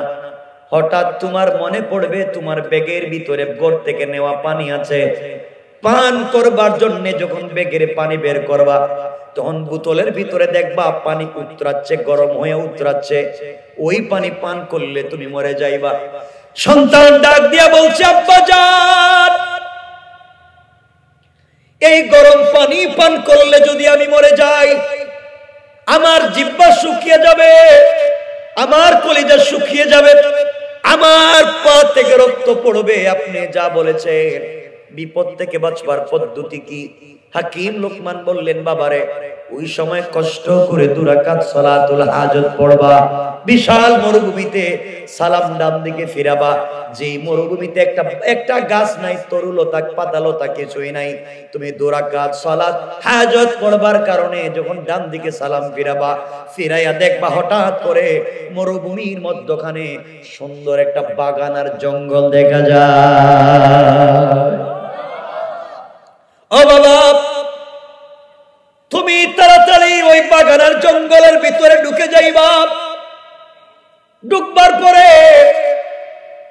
জঙ্গলের হিংস্র প্রাণীগুলা বাঘ ভাল্লুক সিংহ তোমাকে খেয়ে ফেলবার জন্য, তোমাকে মেরে ফেলবার জন্য তোমার দিকে যখন আসতে থাকবে, ওই সময় আবার তুমি 2 রাকাত সালাতুল হাজত পড়বা, সাথে সাথে নামাজ পড়ে দেখবা ওই বাঘ ভাল্লুকগুলা তোমাকে আঘাত করবে না, দাঁড়িয়ে গিয়েছে। আব্বা জান আমার তো পানি লাগবে, এগুলা বলে কি? এবার হাকিম লোকমান বললেন বাবারে আবার তুমি 2 রাকাত নামাজ পড়বা, 2 রাকাত নামাজ পড়ে যখন সালাম ফিরাইয়া দিবা, তাকাইয়া দেখবা এই জঙ্গলের ভিতরে 2টা পাথরের চিপা থেকে ঝর্ণার মতো ঠান্ডা পানি গড়াইয়া পড়ে যায়। বাবারে তুমি ওখানে গিয়ে ইচ্ছে মতো পানি পান করবা, পানি পান করবার পরে তোমার বোতলের গরম পানি ফেলে দিয়া ঠান্ডা পানি ভরবা, সফরে তোমার কাজে লাগবে। কিন্তু আব্বা জান আমি যখন দীর্ঘ পথ ক্লান্ত থাকবার কারণে ঠান্ডা পানি পেট ভরে যখন পান করব, তখন তো আমার ক্লান্তি আসবে, তন্দ্রা আসবে, ঘুম আসবে। মানুষ যখন বেশি কাজ করার পরে খায় তখন ক্লান্তি কমে না বাড়ে? আব্বা তখন তো আমার বিশ্রামের প্রয়োজন, আমি কোথায় ঘুমাবো? হাকিম লোকমান বলছেন বাবা খবরদার ওই জঙ্গলের ভিতরে ঘুমাতে যাবা না। জঙ্গলের ভিতরে যদি তুমি ঘুমিয়ে যাও তোমাকে কিন্তু সাপ বিচ্ছু খেয়ে ফেলবে। আব্বা জান তাহলে আমি কি করব? ও বাবা তুমি ওখান থেকে বের হয়ে যাইবা, বের হয়ে গিয়ে আবার মরুভূমিতে গিয়ে 2 রাকাত সালাতুল হাজত পড়বা। সালাতুল হাজত পড়ে সালাম ফিরাবা, সালাম ফিরাইয়া দেখবা বিশাল মরুভূমির মধ্যখানে হঠাৎ করে বট গাছের মতো বড় একটা গাছ দেখা যায়। আল্লাহু আকবার। হঠাৎ করে তোমার চোখের সামনে একটা গাছ দেখবা, মন চাইবে গাছের গোড়ায় বিশ্রাম নিতে। বাবারে আমি হাকিম লোকমান তোমাকে ওসিয়ত করছি, সাবধান, খবরদার ওই গাছের ছায়ায় তুমি বিশ্রাম নিতে যাইও না। গাছের ছায়ায় গেলেই সাথে সাথে তুমি মরে যাইতে পারো। সন্তান বলছে আব্বা জান তাহলে আমি কোথায় বিশ্রাম নিব? আমি তো দীর্ঘ পথ হাঁটবো, বিশ্রাম নিব কোথায়? এবার হাকিম লোকমান বললেন বাবারে তুমি আবার 2 রাকাত সালাতুল হাজত পড়বা, এরপরে তুমি গাছের গোড়ার দিকে তাকাবা। গাছের গোড়ার দিকে তাকাইয়া যদি দেখো একজন মুরব্বী, মাথায় সুন্দর পাগড়ি, মুখের মধ্যে সুন্দর দাড়ি, পরনে সুন্দর লিবাস, গাছের গোড়ায় বসে বসে তাসবিহ পড়তেছে, এমন কোন মুরব্বীকে যদি গাছের গোড়ায় দেখো আর সে যদি আমার নাম দিয়ে তোমাকে ডাক দে, বলে হাকিম লোকমানের ছেলের এদিকে আসো, সে যদি আমার নাম ধরে তোমাকে ডাকে বুঝতে পারবা সে তোমাকেও চিনে আমাকেও চিনে। সুতরাং তার ডাকে সাড়া দিয়ে তার কাছে যদি যাও আর সে যদি তোমাকে বলে তার রানের উপরে মাথা রেখে তোমাকে ঘুমিয়ে যেতে, বাবারে তুমি যদি তার রানের উপরে মাথা রেখে ঘুমিয়ে যাও তাহলে ক্ষতি হবে না। আর সে যদি তোমাকে ডাক না দেয় তুমি আশেপাশে যাইও না, মরে যাইবা। আব্বা জান তুমি যদি ওই জায়গায় বেঁচে যাও এরপরে তোমার সফর আরো লম্বা, সামনে আরো ভয়ঙ্কর বিপদ আছে। আব্বা জান ওই বিপদ থেকে বাঁচবার পদ্ধতি কি? হাকিম লোকমান বললেন বাবারে যাওয়ার সময় যদি তুমি ওই মুরব্বীকে সাথে নিয়ে যেতে পারো, যেই মুরব্বীকে তুমি গাছের গোড়ায় পাইবা তাকে সাথে করে যদি বাকি সময় সফর করতে পারো আর বিপদে পড়লে 2 রাকাত সালাতুল হাজত পড়ো, আমার মন বলছে যত বড় বিপদ হোক না কেন আজরাইল ছাড়া কেউ তোমার কোনো ক্ষতি করবে না। পড়েন সুবহানাল্লাহ। এবার হাকিম লোকমান বললেন বাবারে দীর্ঘ পথ চলবার পরে তুমি মরুভূমি শেষ করে কিছু দূর যাওয়ার পরে দেখবা বিশাল বড় একটা গ্রাম শহর দেখা যায়, বন্দর দেখা যায়। বাবা ওখানে যাওয়ার পরে তুমি আমি হাকিম লোকমানের পরিচয় দিয়ে বলবা আমি হাকিম লোকমানের ছেলে, তাহলে তোমাকে মানুষ সম্মান করবে, তোমাকে হাদিয়া তোহফা দিবে, তোমাকে মেহমানদারি করবে। কিন্তু আব্বা জান 3 দিনের উপরে তুমি থাকবার চেষ্টা করো না। 4 নাম্বার দিন যদি সকাল হয়ে যায় তোমার মরে যাওয়ার সম্ভাবনা আছে। আব্বা জান কেমনে আমি মরে যেতে পারি? হাকিম লোকমান বলছেন বাবা 4 নাম্বার দিন সকাল হয়ে গেলে এই এলাকার মানুষ মিলে বিশ্ব সুন্দরী একটা মেয়েকে অর্নামেন্টস জুয়েলারি পরাইয়া ডিজাইন করে সাজাইয়া তোমার কাছে নিয়ে আসবে বিয়ে করবার জন্য। বাবারে তুমি যদি সাবধান, খবরদার ওই মেয়েকে বিয়ে করো, বিয়ে করলে নির্ঘাত তোমার মৌত। এই জন্য তোমাকে বলছি ওখানে থাকবা না। ও বাবা ওখান থেকে তুমি যদি বেঁচে যাও আর যদি তুমি ওখানে বিপদে পড়ে যাও সব সময় 2 রাকাত সালাতুল হাজত পড়বা। গ্রাম থেকে যদি বেঁচে যাও সামনে যেতে থাকবা, দীর্ঘ পথ চলবার পরে সাগরের চরের মধ্যে গিয়ে দেখবা বিশাল দূরে সাগরের পারে আমার বন্ধুর 2 তলা বাড়ি কাঠ দিয়া বানাইছে, উপর তলায় সে থাকে। ওই সময় তুমি তার কাছে যাইবা, যাওয়ার কাছে তুমি আমার পাওনা টাকা চাইবা, কিন্তু বাবারে সে তোমাকে টাকা দিতে রাজি হবে না। তার কাছ থেকে টাকা আনতে গেলে তার বাড়িতে 1 রাত্র থাকতে হয়। ও আমার কলিজার টুকরা সন্তান, আজ পর্যন্ত আমার বন্ধুর কাছে শত শত মানুষ টাকা পায়, যারাই তার কাছে টাকা আনতে গিয়েছে রাত্রবেলা তারা মরে যায়, সকালবেলা লাশ ফেলে দেয়। এই জন্য কারো টাকা সে ফেরত দেয় না। ও বাবা, আমার তো ওই জায়গায় ভয়, তুমি যদি রাত্রে থাকতে যাও, রাত্র হয়ে গেলে মরে যাইবা, সে তোমাকে মেরে ফেলবে, কৌশল করে টাকা দিবে না। হাকিম লোকমান বলছে, আব্বাজান আপনি আমাকে বলে দে ওই বিপদ থেকে আমি কেমনে বাঁচবো, লাস্ট স্টেজের বিপদ থেকে কেমনে বাঁচবো। এবার হাকিম লোকমান বললেন, বাবারে ওই বিপদ থেকে বাঁচবার জন্য তুমি মুরব্বীকে সাথে নিবা, বিপদে পড়ে গেলে 2 রাকাত সালাতুল হাজত পড়বা, মুরব্বীর কাছ থেকে পরামর্শ নিবা। আমার মন বলছে আল্লাহ তোমাকে বাঁচাইয়া ওর কাছ থেকে টাকা তোমাকে পাওয়াইয়া আমার দরবারে আবার তোমাকে পৌঁছাইয়া দিবে। কোন সুবহানাল্লাহ, আল্লাহু আকবার। অসুবিধা হচ্ছে? আওয়াজে মনে হইতেছে অসুবিধা হইতেছে। অনেক লম্বা হয়ে যেতেছে না, কইতে না, বেশি লম্বা করব না, আপনারা যাই কোন রাইকা দিন।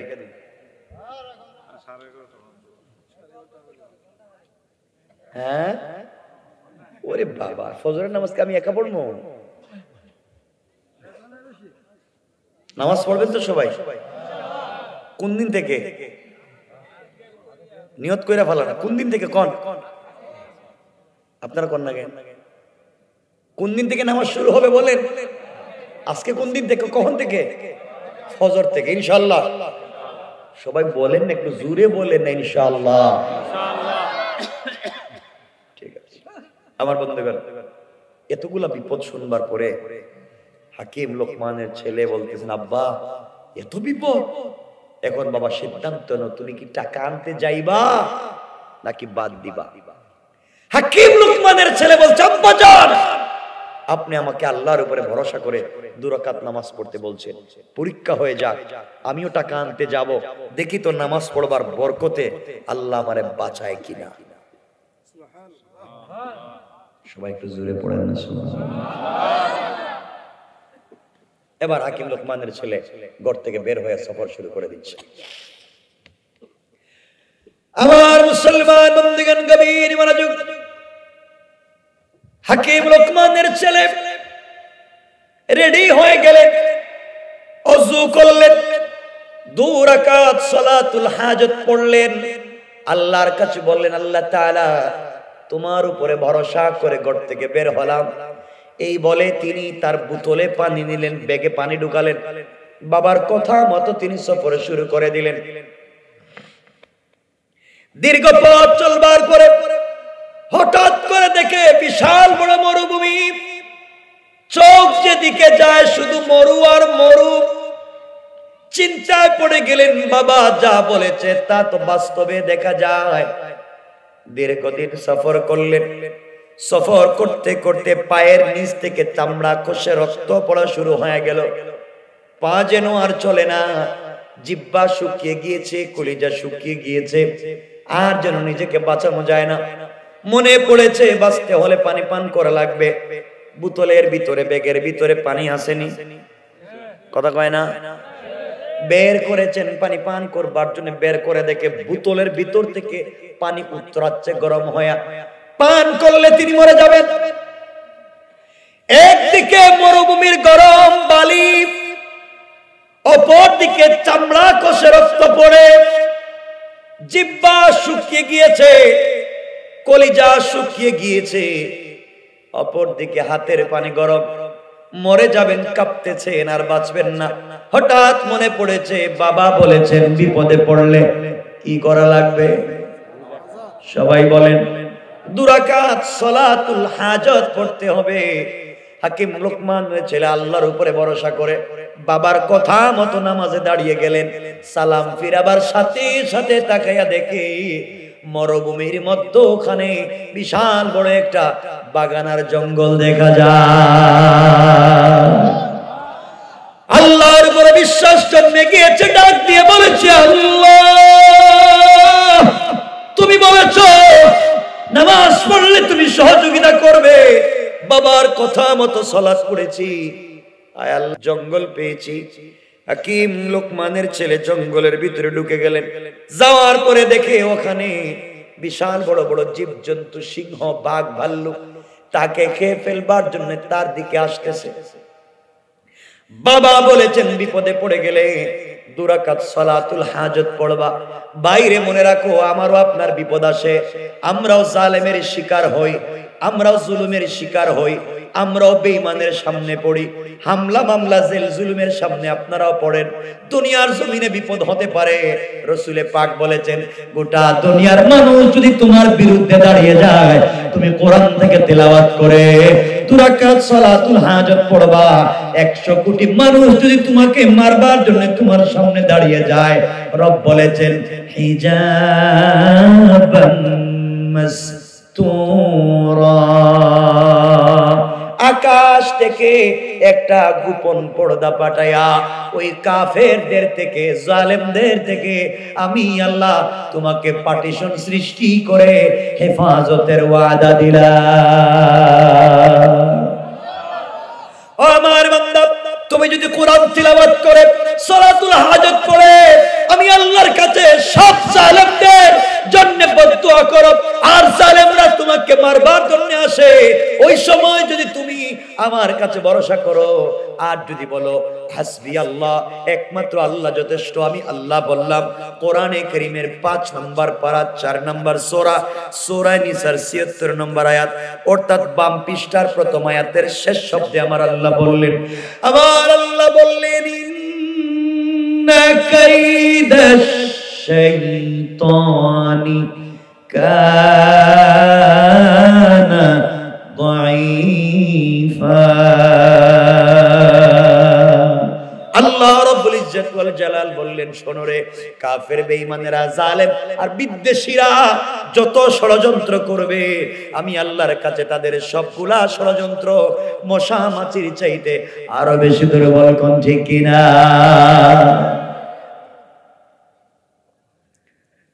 আমার মুসলমান বন্দেগান, হাকিম লোকমানের ছেলে জঙ্গলের ভিতরে 2 রাকাত সালাতুল হাজত পড়লেন।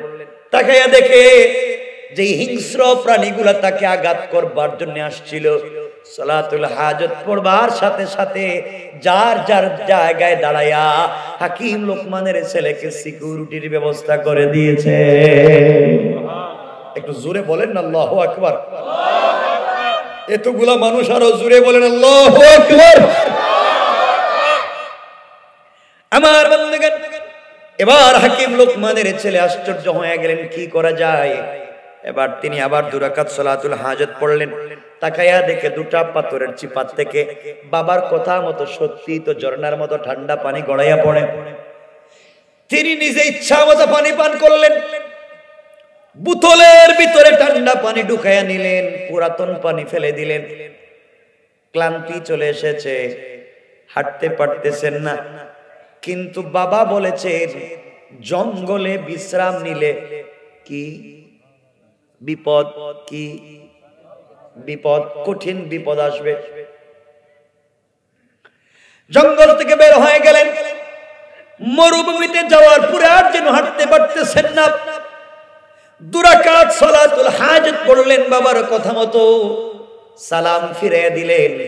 তাকায়া দেখেন সত্যি সুন্দর একটা বট গাছের মতো বিশাল আকৃতির একটা গাছ দেখা যায়। মন চায় দৌড়াইয়া গাছের গোড়ায় গিয়ে বিশ্রাম নেই, কিন্তু বাবা বলেছেন বিশ্রাম নিলে মৌত, বিশ্রাম নিলে। আশ্চর্য হয়ে গেলেন, কি করবেন, আর যেন পা চলে না। হাকিম লোকমানের ছেলে আবার 2 রাকাত সালাতুল হাজত পড়লেন, সালাম ফিরালেন। তাকাইয়া দেখে গাছের গোড়ে একজন মুরব্বী বসে বসে তাসবিহ পড়ে। তিনি যখন চলে যায়, হঠাৎ মুরব্বী ডাক দিয়া বলছে, হাকিম লোকমানের ছেলের এদিকে আসো। তিনি বুঝতে পারলেন লোকটা তোমার বাপরেও চিনে, আমারও চিনে, তাইলে বাপ তো বলেছে এমন লোক পাইলে আমার ক্ষতি হবে না। কাছে পৌঁছে গেলেন, ডাক দিয়ে বলেন, আঙ্কেল আপনি আমাকে ডাকলেন কেন? মুরব্বী ডাক দিয়ে বলছে, বাবারে তোমাকে ডাকলাম, তুমি কোথায় যাও, আমার কাছে কাছে আসো। হাকিম লোকমানের ছেলে বলছেন, আঙ্কেল না, আমার বাপ বলেছে গাছের গোড়ায় বিশ্রাম নিলে মৌত। এমন সময় মুরব্বী ডাক দিয়া বলছে, বাবা বুঝতে পেরেছি তুমি খুব ক্লান্ত, আসো না আমার কাছে, আমার রানের উপরে মাথা রেখে তুমি ঘুমিয়ে যাও, বিশ্রাম করো, আমার মন বলছে আমার রানে তোমার মাথা রেখে যদি বিশ্রাম নেও এই জমিনে কেউ তোমার ক্ষতি করতে পারবে না। বাবার কথা মনে হয়ে গেল। হাকিম লোকমানের ছেলে পৌঁছে গেলেন গাছের গোড়ায়। যাওয়ার পরে মুরব্বির রানের উপরে মাথা রেখে বিশ্রাম নিতে লাগলেন। হঠাৎ করে আল্লাহর কি মানসা, গাছের উপর থেকে বিষাক্ত একটা সাপ মাটিতে পড়ে। তিনটা বর্ণনা, কেউ বলেছেন মাথায়, কেউ বলেছেন হাতে, কেউ বলেছেন পায়ে। যে কোনো এক জায়গায় বিষাক্ত একটা সাপ দংশন করেছে। হাকিম লোকমানের ছেলে ঘুমের ভিতরে অজ্ঞান হয়ে গিয়েছেন, পুরা বডি কালো হয়ে গিয়েছে। হাকিম লোকমানের ছেলের অবস্থা দেখে মুরব্বী আশ্চর্য হয়ে গেলেন। তার বাপ তো বলছিল বিপদ হবে না আমার রানে ঘুমালে, এখন যে এত বড় বিপদ হলো আমি কি জবাব দিব? সাপটাকে তিনি ধরলেন, যেখান থেকে আঘাত করেছিল সেখানে মুখ লাগাইয়া দিলেন। সাপ টেনে টেনে সবগুলা বিষ নিয়ে গিয়েছে। হাকিম লোকমানের ছেলে ঘুমের ভিতরে জ্ঞান ফিরে পেয়েছেন। মুরব্বী সাপটাকে দুই টুকরা করে দিয়েছে, লেজের অংশটুকুন জমিনে ফেলে দিয়েছে, মাথার অংশটুকুন হাকিম লোকমানের ছেলের ব্যাগের ভিতরে ঢুকাইয়া দিয়েছে। কিছুক্ষণ পরে হাকিম লোকমানের ছেলের ঘুম ভেঙে গিয়েছে। ভাঙ্গা করে দেখে তার মাথার সামনে একটা বিষাক্ত সাপের লেজের অংশ পড়ে আসে। ভয় পেয়ে গিয়েছে, দৌড় দিতে চাইছে। মুরব্বীকে ডাক দিয়ে বলছে আঙ্কেল এখানে সাপ আসলো কোত্থেকে? মুরব্বী ডাক দিয়ে বলছেন বাবারে বিষাক্ত একটা সাপ তোমাকে দংশন করেছিল, আমি তাকে হত্যা করে আমি তাকে দুই টুকরা করে দিয়েছি, এবার চলো এখানে আর থাকা যাবে না। হাকিম লোকমানের ছেলে তার ব্যাগটা কাঁধের ভিতরে নিয়ে রাস্তা চলতে লাগলেন। একটু সামনে গিয়া মনে পড়েছে বাবা বলেছেন সামনে বিপদ কম না বেশি? সবাই বললেন না? বাবা বলেছেন সামনে বিপদ বেশি, আর এই বিপদ থেকে বাঁচবার জন্য সালাতুল হাজত পড়তে হবে। মুরব্বীকে সাথে নিয়ে গেলে লাভ হবে। এই জন্য তিনি মুরব্বীকে ডাক দিয়া বললেন আঙ্কেল আপনি কি আমার সঙ্গে আগামী রাস্তার সফরে থাকবেন? আপনি থাকলে আমার কোনো আপত্তি নাই। মুরব্বী ডাক দিয়ে বলছে বাবারে তুমি যদি নিয়ে যেতে চাও আমার কোনো আপত্তি নাই। এবার দুজন পথ চলা শুরু করলেন। সংক্ষেপ করে বলতেছি, দীর্ঘ পথ চলবার পরে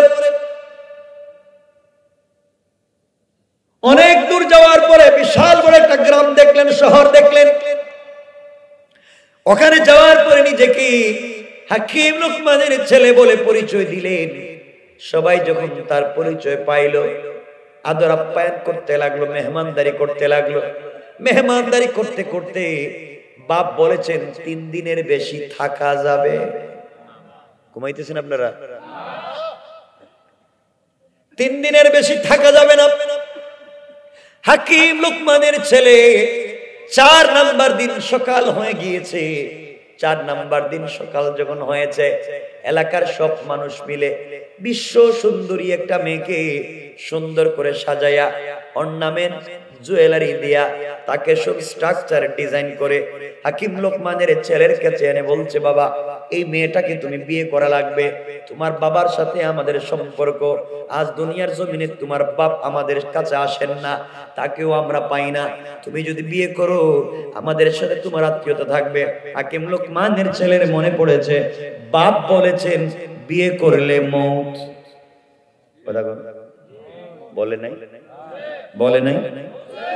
হাকিম লোকমানের ছেলে বলেছেন বাপ বলেছে বিয়ে করলে মৌত, কিন্তু মেয়েটার চেহারার দিকে তাকে এত তিনি আশ্চর্য পাগল হয়ে গেলেন। পৃথিবীতে মহিলা কে তো সুন্দর হতে পারে, মেয়ে মানুষ কে তো সুন্দর হয়, আমি বিয়ে না করলে তো অন্য কেউ বিয়ে করবে, তাইলে অন্য কেউ স্ত্রী হবে, আমি যাকে দেখলাম সে অন্যের স্ত্রী হবেটা হতে পারে না, আমি বিয়ে করব। আবার মনে পড়েছে বাপ বলেছেন বিয়ে করলে, বাপ কইছে বিয়ে করলে মৌত, আর ছেলে চিন্তা করতেছে আমি বিয়ে না করলে যাবই না। আপনার কি করতেন কোন? তো হেরা দেখতেছি আল্লাহর কুতুব, হেরা কিছু কয় না। হাকিম লোকমানের ছেলে এবার চিন্তা করলেন কি করা যায়। বাপ বলেছে বিয়ে করলে তো মৌত, আর আমি দেখতেছি এই মেয়ে ছাড়া আমি বিয়েই করতাম না, এত সুন্দরী মেয়ে আমি ছাড়া আরেকজন তো বিয়ে করে ফেলবে, কি করবেন? বাবার কথা রাখবেন না নিজের চিন্তা ঠিক রাখবেন, মাথা খারাপ হয়ে যাচ্ছে, হঠাৎ কথা মনে পড়েছে, বাপ বলেছেন বিপদে পড়লে সালাতুল হাজত পড়তে হবে, আর মুরব্বী সাথে থাকলে তার কাছ থেকে পরামর্শ নিতে হবে।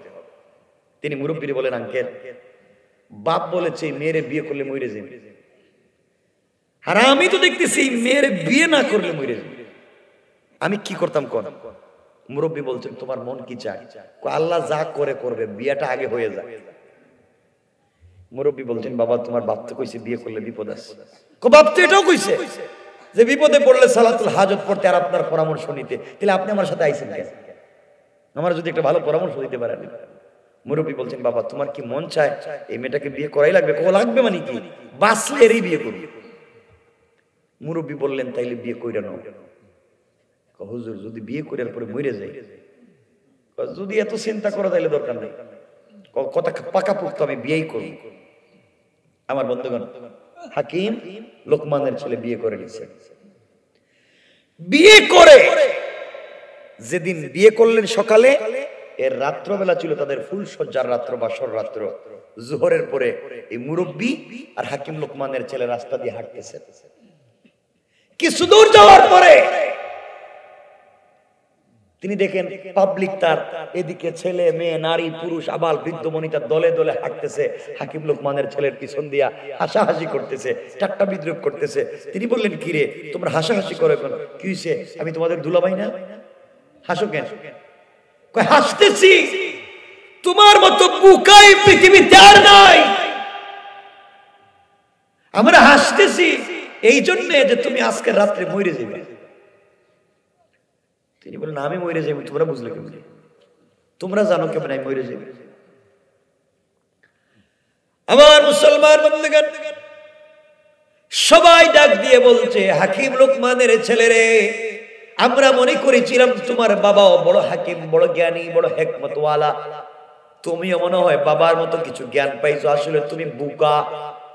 এই মেয়েটাকে তুমি বিয়ে করেছো, আজকে বাসর রাত্রে মরে যাইবা। তিনি বললেন আমি কেন মরবো, তোমরা আমার কাছে বলো রে।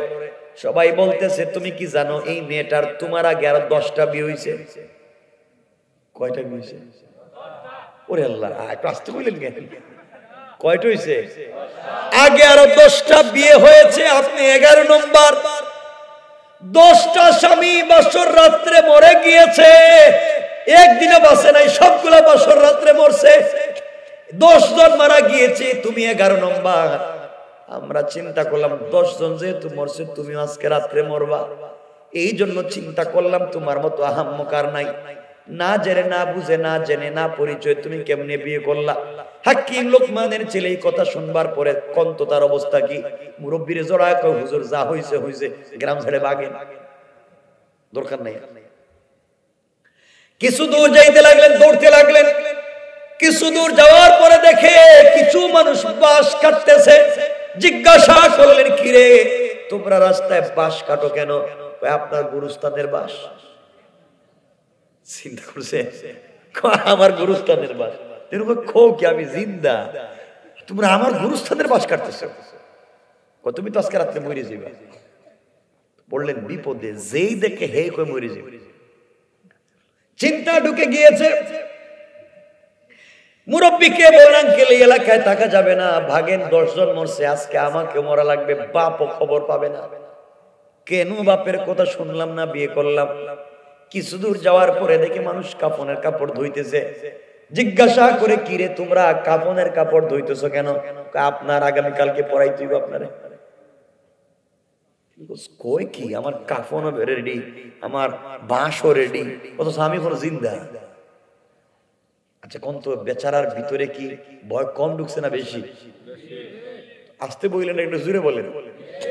ভাই তুমি বলছিলে 11:30 হয়ে গেছে না, বেশি রাত্র করা যাবে না, রাত্র হয়ে যাইতেছে অনেক, তো দরকার নাই বাবা, থাক এখানে। আরে না না, দেরি হয়ে যাইতেছে। কয় ঘন্টা বাস করাইবেন? এটা কি প্লাস্টিক পেয়েছেন না? এখানে থাক, অন্য সময় কথা বলবো না।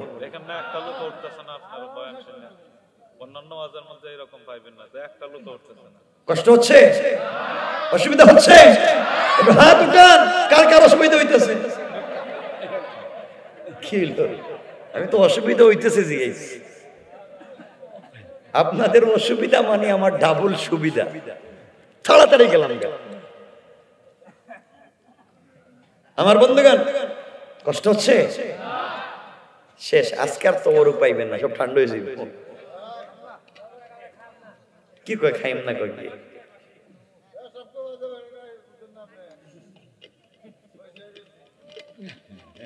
আমার বন্ধুগণ, সংক্ষেপ করে দিই। আমার মুসলমান বন্ধুগণ, আরো কিছু দূর দুজন দৌড়তে লাগলেন, গ্রাম ছেড়ে যাবেন। কিছু দূর যাওয়ার পরে দেখেন কিছু মানুষ দাঁড়িয়ে আছে, হাতে শিকল নিয়ে, রশি নিয়ে, চাক্কু নিয়ে, অস্ত্র নিয়ে, তরবারি নিয়ে। জিজ্ঞাসা করলেন, তোমরা কারা? আমরা ডুম। ডুম চিনেননি?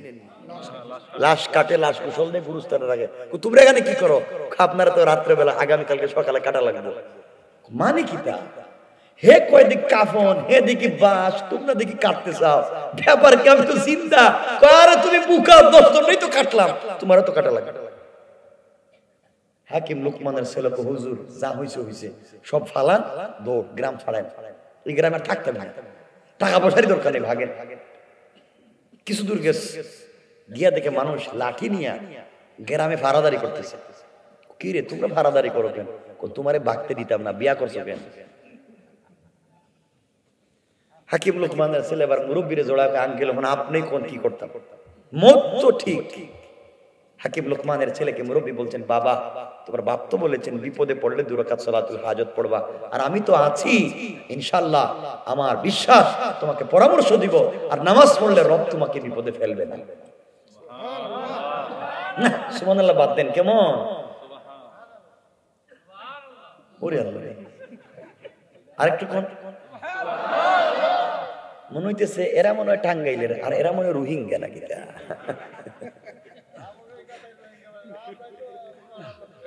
ঠিক আছে, তাইলে এখন দেখা যাক কে সুবহানাল্লাহ। সবাই বলেন না সুবহানাল্লাহ। ওরে আল্লাহ রিয়া, কি শক্তি দেখতেছেন এদের। এই শক্তি নিয়ে তখন কি করছিলেন? আল্লাহ আমাদের সবাইকে কবুল করে, পড়েন আমিন। জওয়ানেরা শোনো, আর জওয়ানদের কথা কি কইতাম, আজকে বাদ দিয়ে দিছি তোমাদের বাস। তোমরা যে খারাপের খারাপ হইছো, যে কি জিনিস হইছো তোমরা আজকে, যা বাইচা গেল আজকে। আমার মুসলমান বন্ধুগণ, গভীর মনোযোগ। রাত্র গভীর হয়ে গিয়েছে, তাদেরও আমাদেরও। মুরব্বী ডাক দিয়ে বলছেন, বাবারে রাত্র গভীর হয়ে গিয়েছে, কিছুক্ষণ পরে মেয়েটাকে অর্নামেন্ট জুয়েলারি পরাইয়া, নতুন বধূর মতো সাজাইয়া, ফুল সজ্জার রাত্রে তাকে একটা রুমের ভিতরে রেখে দেওয়া হয়েছে। যাও না স্ত্রীর কাছে। হাকিম লোকমানের ছেলে মুরব্বীর জোড়াকে, আঙ্কেল আমি এখানে, আপনিও আসেন।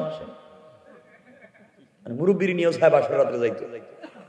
মুরব্বী কইলেন, বাবা আমি কি এখানে কি করবো? হুজুর যদি মাইরা ফেলায় আমার, 10 জনই তো মাইরা ফেলাইছে।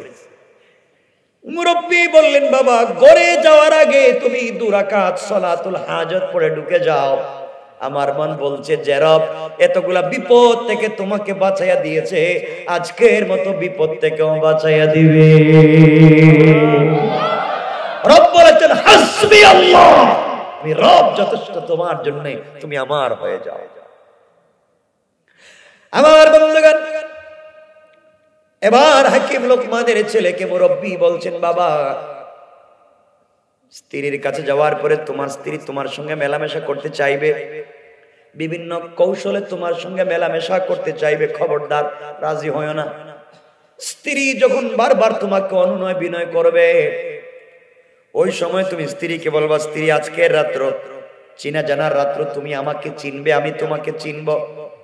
এভাবে চিনা জানার মাধ্যমে আজকের রাত্রে কাটাইয়া দেই।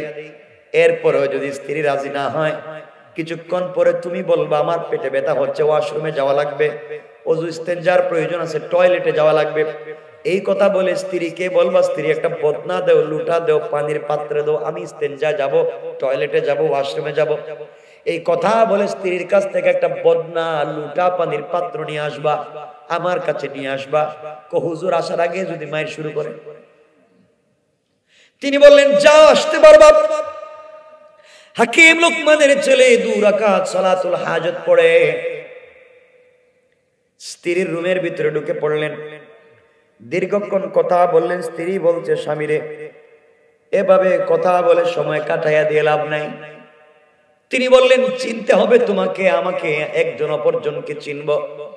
দীর্ঘক্ষণ পরে স্ত্রী যখন কোনোভাবেই মানে না, তিনি বললেন, সব ঠিক আছে, আমি একটু ওয়াশরুম থেকে আসি, অজু স্টেঞ্জার প্রয়োজন, টয়লেটে যাবো, আমাকে বদনা দেও, পানি দাও, লোটা দাও। স্ত্রী দিয়েছে আর বলছে, আসেন। হাকিম লোকমানের ছেলে বদনা নিয়ে দিচ্ছে এক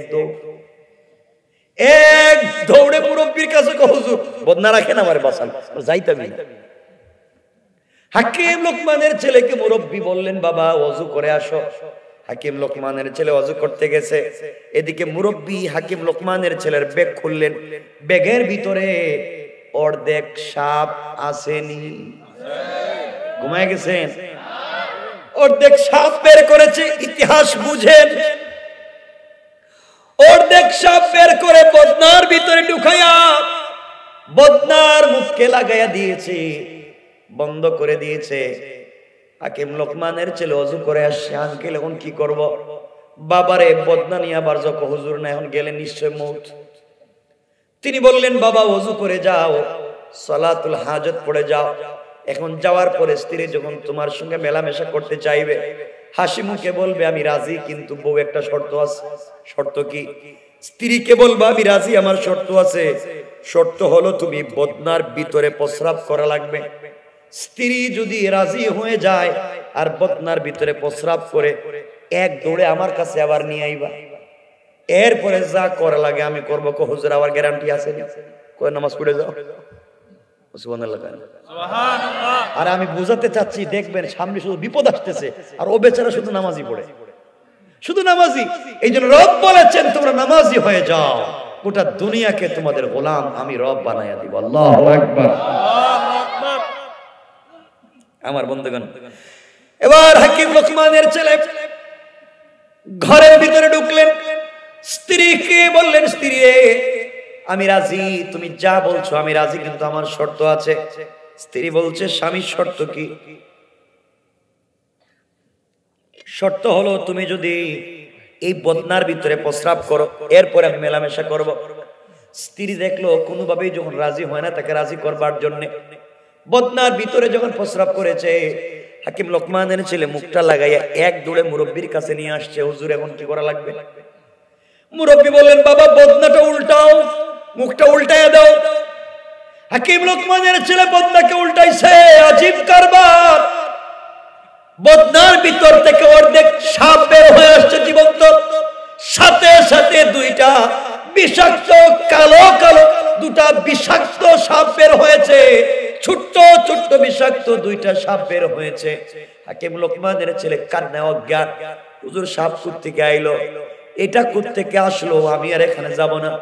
মুরব্বী বললেন, বাবারে ঘটনা শোনো, তোমার স্ত্রীর পেটের ভিতরে দুটা বিষাক্ত সাপ জন্ম নিয়েছে। কেমনে জন্ম নিল, কোন ঘটনার কারণে জন্ম নিল, কেমনে সাপ আসলো, কোত্থেকে বড় হলো, ওটা আরো লম্বা, ওটা বাদ। কিতা না আপনারা কি পাইছেন আমার আজকে? আরে না, এখন রেখে দিন। আরে শুনেন না, এমনি জীবনের দিকে আসেনি, আর জীবনে আসার সম্ভাবনা রাখেন নাই আপনারা। আমি তো আসিনি, এটা জানেনি তো।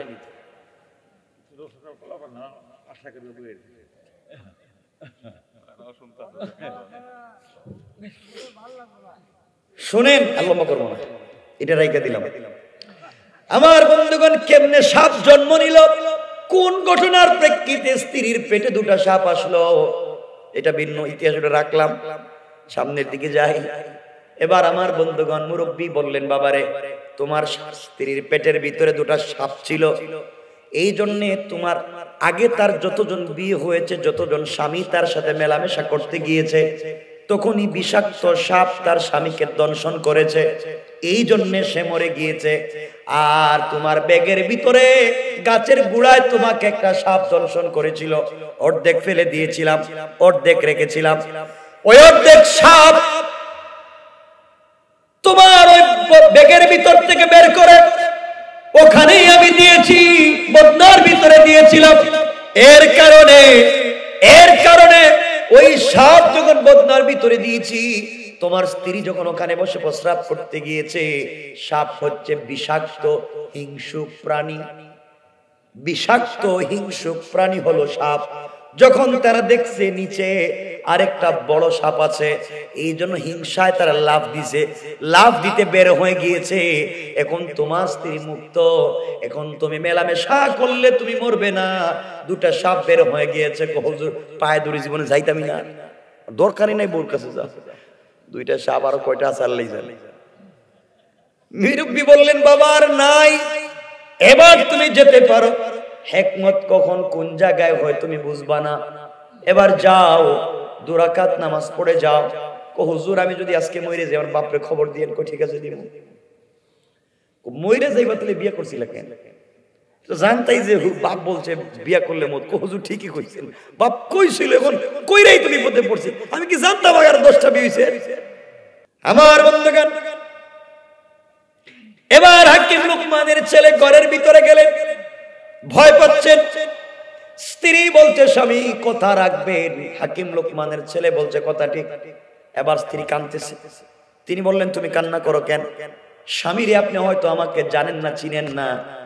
এই দেশের বিশ্ববিখ্যাত সুন্দরী মেয়ে আমি, কিন্তু আমার আগে 10টা বিয়ে হয়েছে, 10টা স্বামী আজকের রাত্রে মরছে। আপনারাও চিন্তা করতেছি আপনিও মরবেন। হাকিম লোকমানের ছেলেকে মুরব্বী কইল কি আর বউ কই কি আপনি মরবেন? হাকিম লোকমানের ছেলের ভিতরে বিশ্বাস জন্মে গিয়েছে, 2 রাকাত নামাজ পড়ে এতগুলা বিপদ থেকে বাঁচছি, নিশ্চয় আল্লাহ এখনকার বিপদ থেকে আমাকে বাঁচাইয়া দিবেন। কোন সুবহানাল্লাহ। স্ত্রীর সাথে মেলামেশা করলেন, দুইজন দুই দিকে ঘুমিয়ে পড়লেন, কেউ কারো খবর নাই। সকাল হয়ে গিয়েছে, বাড়ির ভিতরে কেউ গুরুস্থানে কবর খনন করা শেষ, কাফন নিয়ে হাজির, ডুমেরা দরজায় দাঁড়ায় আছে। এতদিন তো দেখতাম বউ বাইর হইতো, স্বামী মরতো, আমরা লাশ আনতাম। আজকে দেখি কেউ দরজা খুলে না, মানে কি দুটাই মনে মরে গেছে। মানে এতদিন তো একজনের দরজা খুলতো, আজকে তো খুলেই না। দেখি ডুমেরা দরজা ভেঙে ঘরের ভিতরে ঢুকছে, ঢুকে দেখে দুইজন দুই দিকে ঘুমিয়ে আছে। হাকিম লোকমানের ছেলে মরে গিয়েছে মনে করে পাত ধরে দিছে, টান, উনি ডাইরেক্ট দাঁড়ায় গেছে। উনি যখন দাঁড়াইছে, আরে এটা দেখছি মরে নাই, ও দেখতেছি মানুষটা, ওটা জিন্নাত নাইলে ফেরেশতা, জিন্নাত নাইলে ভূত কয়ে দিছে। দৌড়, বাহিরে যারা ছিল কাফন নিয়ে বাঁশ নিয়ে হেরাও দিছে, দৌড়। দৌড়াও কেন? কইটা মরছে না, এটা জিন্দা। সবাই যখন দৌড়ায়, গ্রামের মানুষও দৌড়, দৌড়াও কেন? আরে বাপ, এতদিন মরছে, এটা মরে নাই, এটা মানুষ না। পুরা গ্রামের মানুষ যখন দৌড়ায়, কিছুক্ষণ পরে বউর ঘুম ভাঙছে, বউ দেখে স্বামী মরে নাই, হেও দিছে। তো মরলো না কেন? সব যখন মরে হে বাঁচলো কেন? চিন্তা করছেন কি আরম্ভ হয়েছে? সবাই দৌড়। হাকিম লোকমানের ছেলে উঠলেন, বিশ্বাস জন্মে গেল, রব তাকে কেমনে সালাতুল হাজতের মধ্যে বাঁচাইয়া দিলেন। আবার শুকরিয়া আদায় করলেন, 2 রাকাত নামাজ পড়লেন। মুরব্বির কাছে বলেন আঙ্কেল এখন তো সবাই দেখি আমাদেরকে দেখলেই দৌড়ায়, এখন ব্যাপার কি? সবাইরে বুঝালেন, লম্বা কথা, বুঝাতে অনেক ঘটনা ঘটেছে এখানে। সবাইকে বুঝালেন, বুঝানোর পরে সবাই বুঝলো। বুঝাইয়া স্ত্রীকে এখানে রেখে মুরব্বি বললেন বাবা বউ নিয়ে কি এখানে থাকবা নাকি টাকা আনতে যাইবা? বিয়া তো ফাও ফাও করছো, বিয়ার জন্য তো আসো নাই, আসছো কি জন্য? কথা কয় না? টাকাই তো বাকি রয়েছে, আসল ঘটনাই তো ঘটে না। এখন দেখেন তো টাকা আনতে গেলে কত সময় লাগবে, 15-12টা হয়ে গেছে, আপনারা তো বুঝতেছেন না। বাদ দেন, আমার কষ্ট দিয়েন না আজকে। বুঝা আমি ঠেকছি আপনাদের কাছে, টাকা এনে দিয়ে যেতাম, টাকা এনে দিয়ে যান।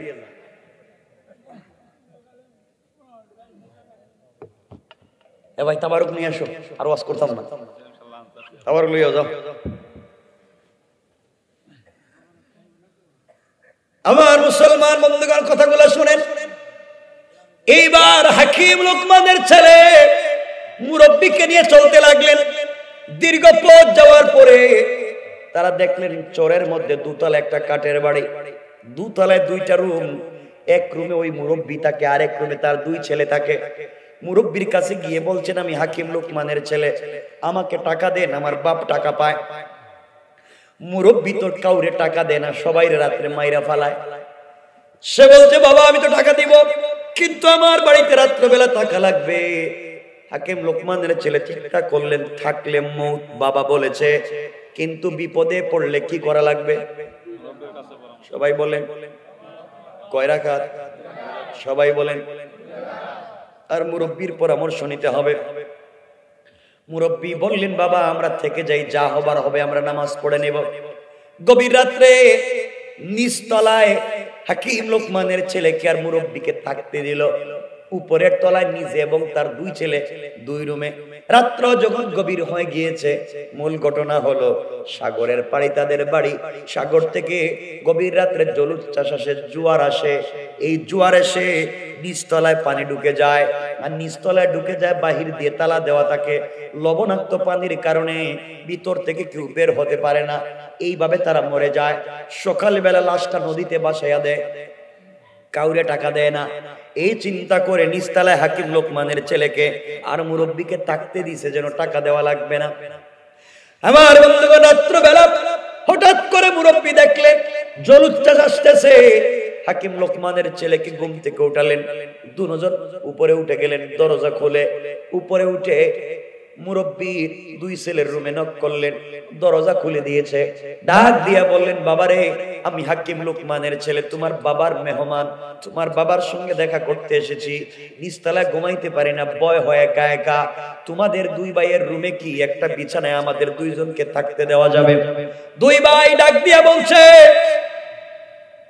আপনারা আমার বাবার মেহমান, আপনারা নিচতলায় না উপর তলায় আমাদের রুমে থাকেন, আমরা দুই ভাই নিচতলায় যাই। আমার মুসলমান বন্ধুগণ, আমার মুসলমান ভাইরা, এক পর্যায়ে দুই ভাই নিচতলায় আসলো। হাকিম লোকমানের ছেলে উপর তলায় আর মুরব্বীকে নিয়ে উপর তলায় গেলেন। উপর তলায় যাওয়ার পরে ওই রুমের ভিতরে ঘুমিয়ে গেলেন। গভীর রাত্রে জলোচ্ছ্বাস আসলো। জলোচ্ছ্বাস এসে নিচতলায় ঢুকে গেল। মুরব্বীর দুই ছেলে মরে গেল। মরে যাওয়ার পরে সকাল হয়ে গিয়েছে। মুরব্বী নিচতলায় গিয়েছে হাকিম লোকমানের ছেলের লাশ ফেলে দেওয়ার জন্য। দরজা খুলে দেখে নিজের ছেলে। এখন ছেলেও গিয়েছে, টাকাও দেওয়া লাগবে। কথা বলেন না কেন? আমার মুসলমান বন্ধুগণ, এক পর্যায়ে উপরে গিয়ে দেখে হাকিম লোকমানের ছেলে আর মুরব্বী। ডাক দিয়া বলছে, বাবা সলচাতুরি বহুত পাবলিকের সঙ্গে করেছেন, আজ নিজের দুই ছেলেরও খুইয়েছেন, এখন আমার টাকাটা দিয়ে দেন। 4000 টাকা নিয়ে দুজন হাঁটতে শুরু করেছে। লম্বা কথা সংক্ষেপ করে দেই, ওরা 12টায় জিতেছে। আমার বন্ধুগণ, এবার মুরব্বী ডাক দিয়া বলছে, হাকিম লোকমানের ছেলে, এতক্ষণ তোমার সঙ্গে ছিলাম, বহুত বিপদ থেকে তোমাকে বাঁচাবার চেষ্টা করেছি, টাকাও পেয়েছো, বিয়াও করেছো, এবার তুমি চলে যাও, রাস্তা যার যার আলাদা হয়ে যাক। এতদিন তোমাকে সহযোগিতা করেছি, যা পাইছো সব অর্ধেক অর্ধেক করো, তোমার অর্ধেক আমার অর্ধেক। হাকিম লোকমানের ছেলে চিন্তা করলেন, সব যদি অর্ধেক অর্ধেক চায়, তাহলে আমার বউরও তোকে অর্ধেক দাও। কথা তাহলে তো বিপদ, আমার তো সুন্দরী বৌরিকার দেওয়া যায়। হুজুর সব টাকা পয়সা লইয়া যান, যা আছে টাকা পয়সা যা পাইছি সব লইয়া যান, বউটা শুধু আমারে দিয়ে দেন। মুরব্বী কয়, বেটা তুই তো টাকার জন্য আইছিলি, টাকা পয়সা থেকে আমারে দিয়ে দেন, আপনি যদি আবার অন্য জায়গায় ভাগ বসান। মুরব্বী এবার ডাক দিয়া বললেন, যুবকরে, আমি তোমার কাছ থেকে কিছু নিতে চাইবো না, কিছুই নিব না, টাকাও নিয়ে যাও, স্ত্রীও নিয়ে যাও, তোমার বাবার কাছে গেলে আমার সালাম দিও। এবার হাকিম লোকমানের ছেলে বলছে, আঙ্কেল দীর্ঘ পথ আপনি আমার সঙ্গে ছিলেন, এতগুলা বিপদ থেকে আপনি আমাকে বাঁচালেন পরামর্শ দিয়া, বলেন না আপনার নাম কি, ঠিকানা কি, পরিচয় কি? আমি তো কিছুই জানি না, আমি কি আমার বাপকে আপনার পরিচয়টুকুন দিব না? এবার মুরব্বী ডাক দিয়ে বলছে, যুবক, ও যুবক, তুমি আমার পরিচয় জানতে চাইছো? আমি দুনিয়ার সাধারণ কোন পাবলিক না, দুনিয়ার সাধারণ কোন মানুষ না। তুমি যখন ঘর থেকে বের হওয়ার সময় 2 রাকাত সালাতুল হাজত পড়েছ, আমার রব বলেছেন, যারা 2 রাকাত সালাতুল হাজত পড়ে, সাথে সাথে আমার আল্লাহ একজন ফেরেশতা দিয়ে তার সিকিউরিটির ব্যবস্থা করে দেয়, সাথে সাথেই ব্যবস্থা করে দেয়, তুমি যখন ঘর থেকে বের হওয়ার সময় প্রথম 2 রাকাত পড়েছিলা, আল্লাহ তাআলা আমাকে তোমার সিকিউরিটির জন্য পাঠাইছিল। আবার যখন নামাজ পড়ছিলা, আল্লাহ খুশি হইয়া আমাকে মানুষের সুরত ধরিয়া তোমার পাশে দিয়েছিল। এই জন্য সকল বিপদ থেকে তোমাকে বাঁচাবার জন্য সহযোগিতা করেছি। 2 রাকাত সালাতুল হাজত পড়েছো, বিপদ থেকে বেঁচে গিয়েছো।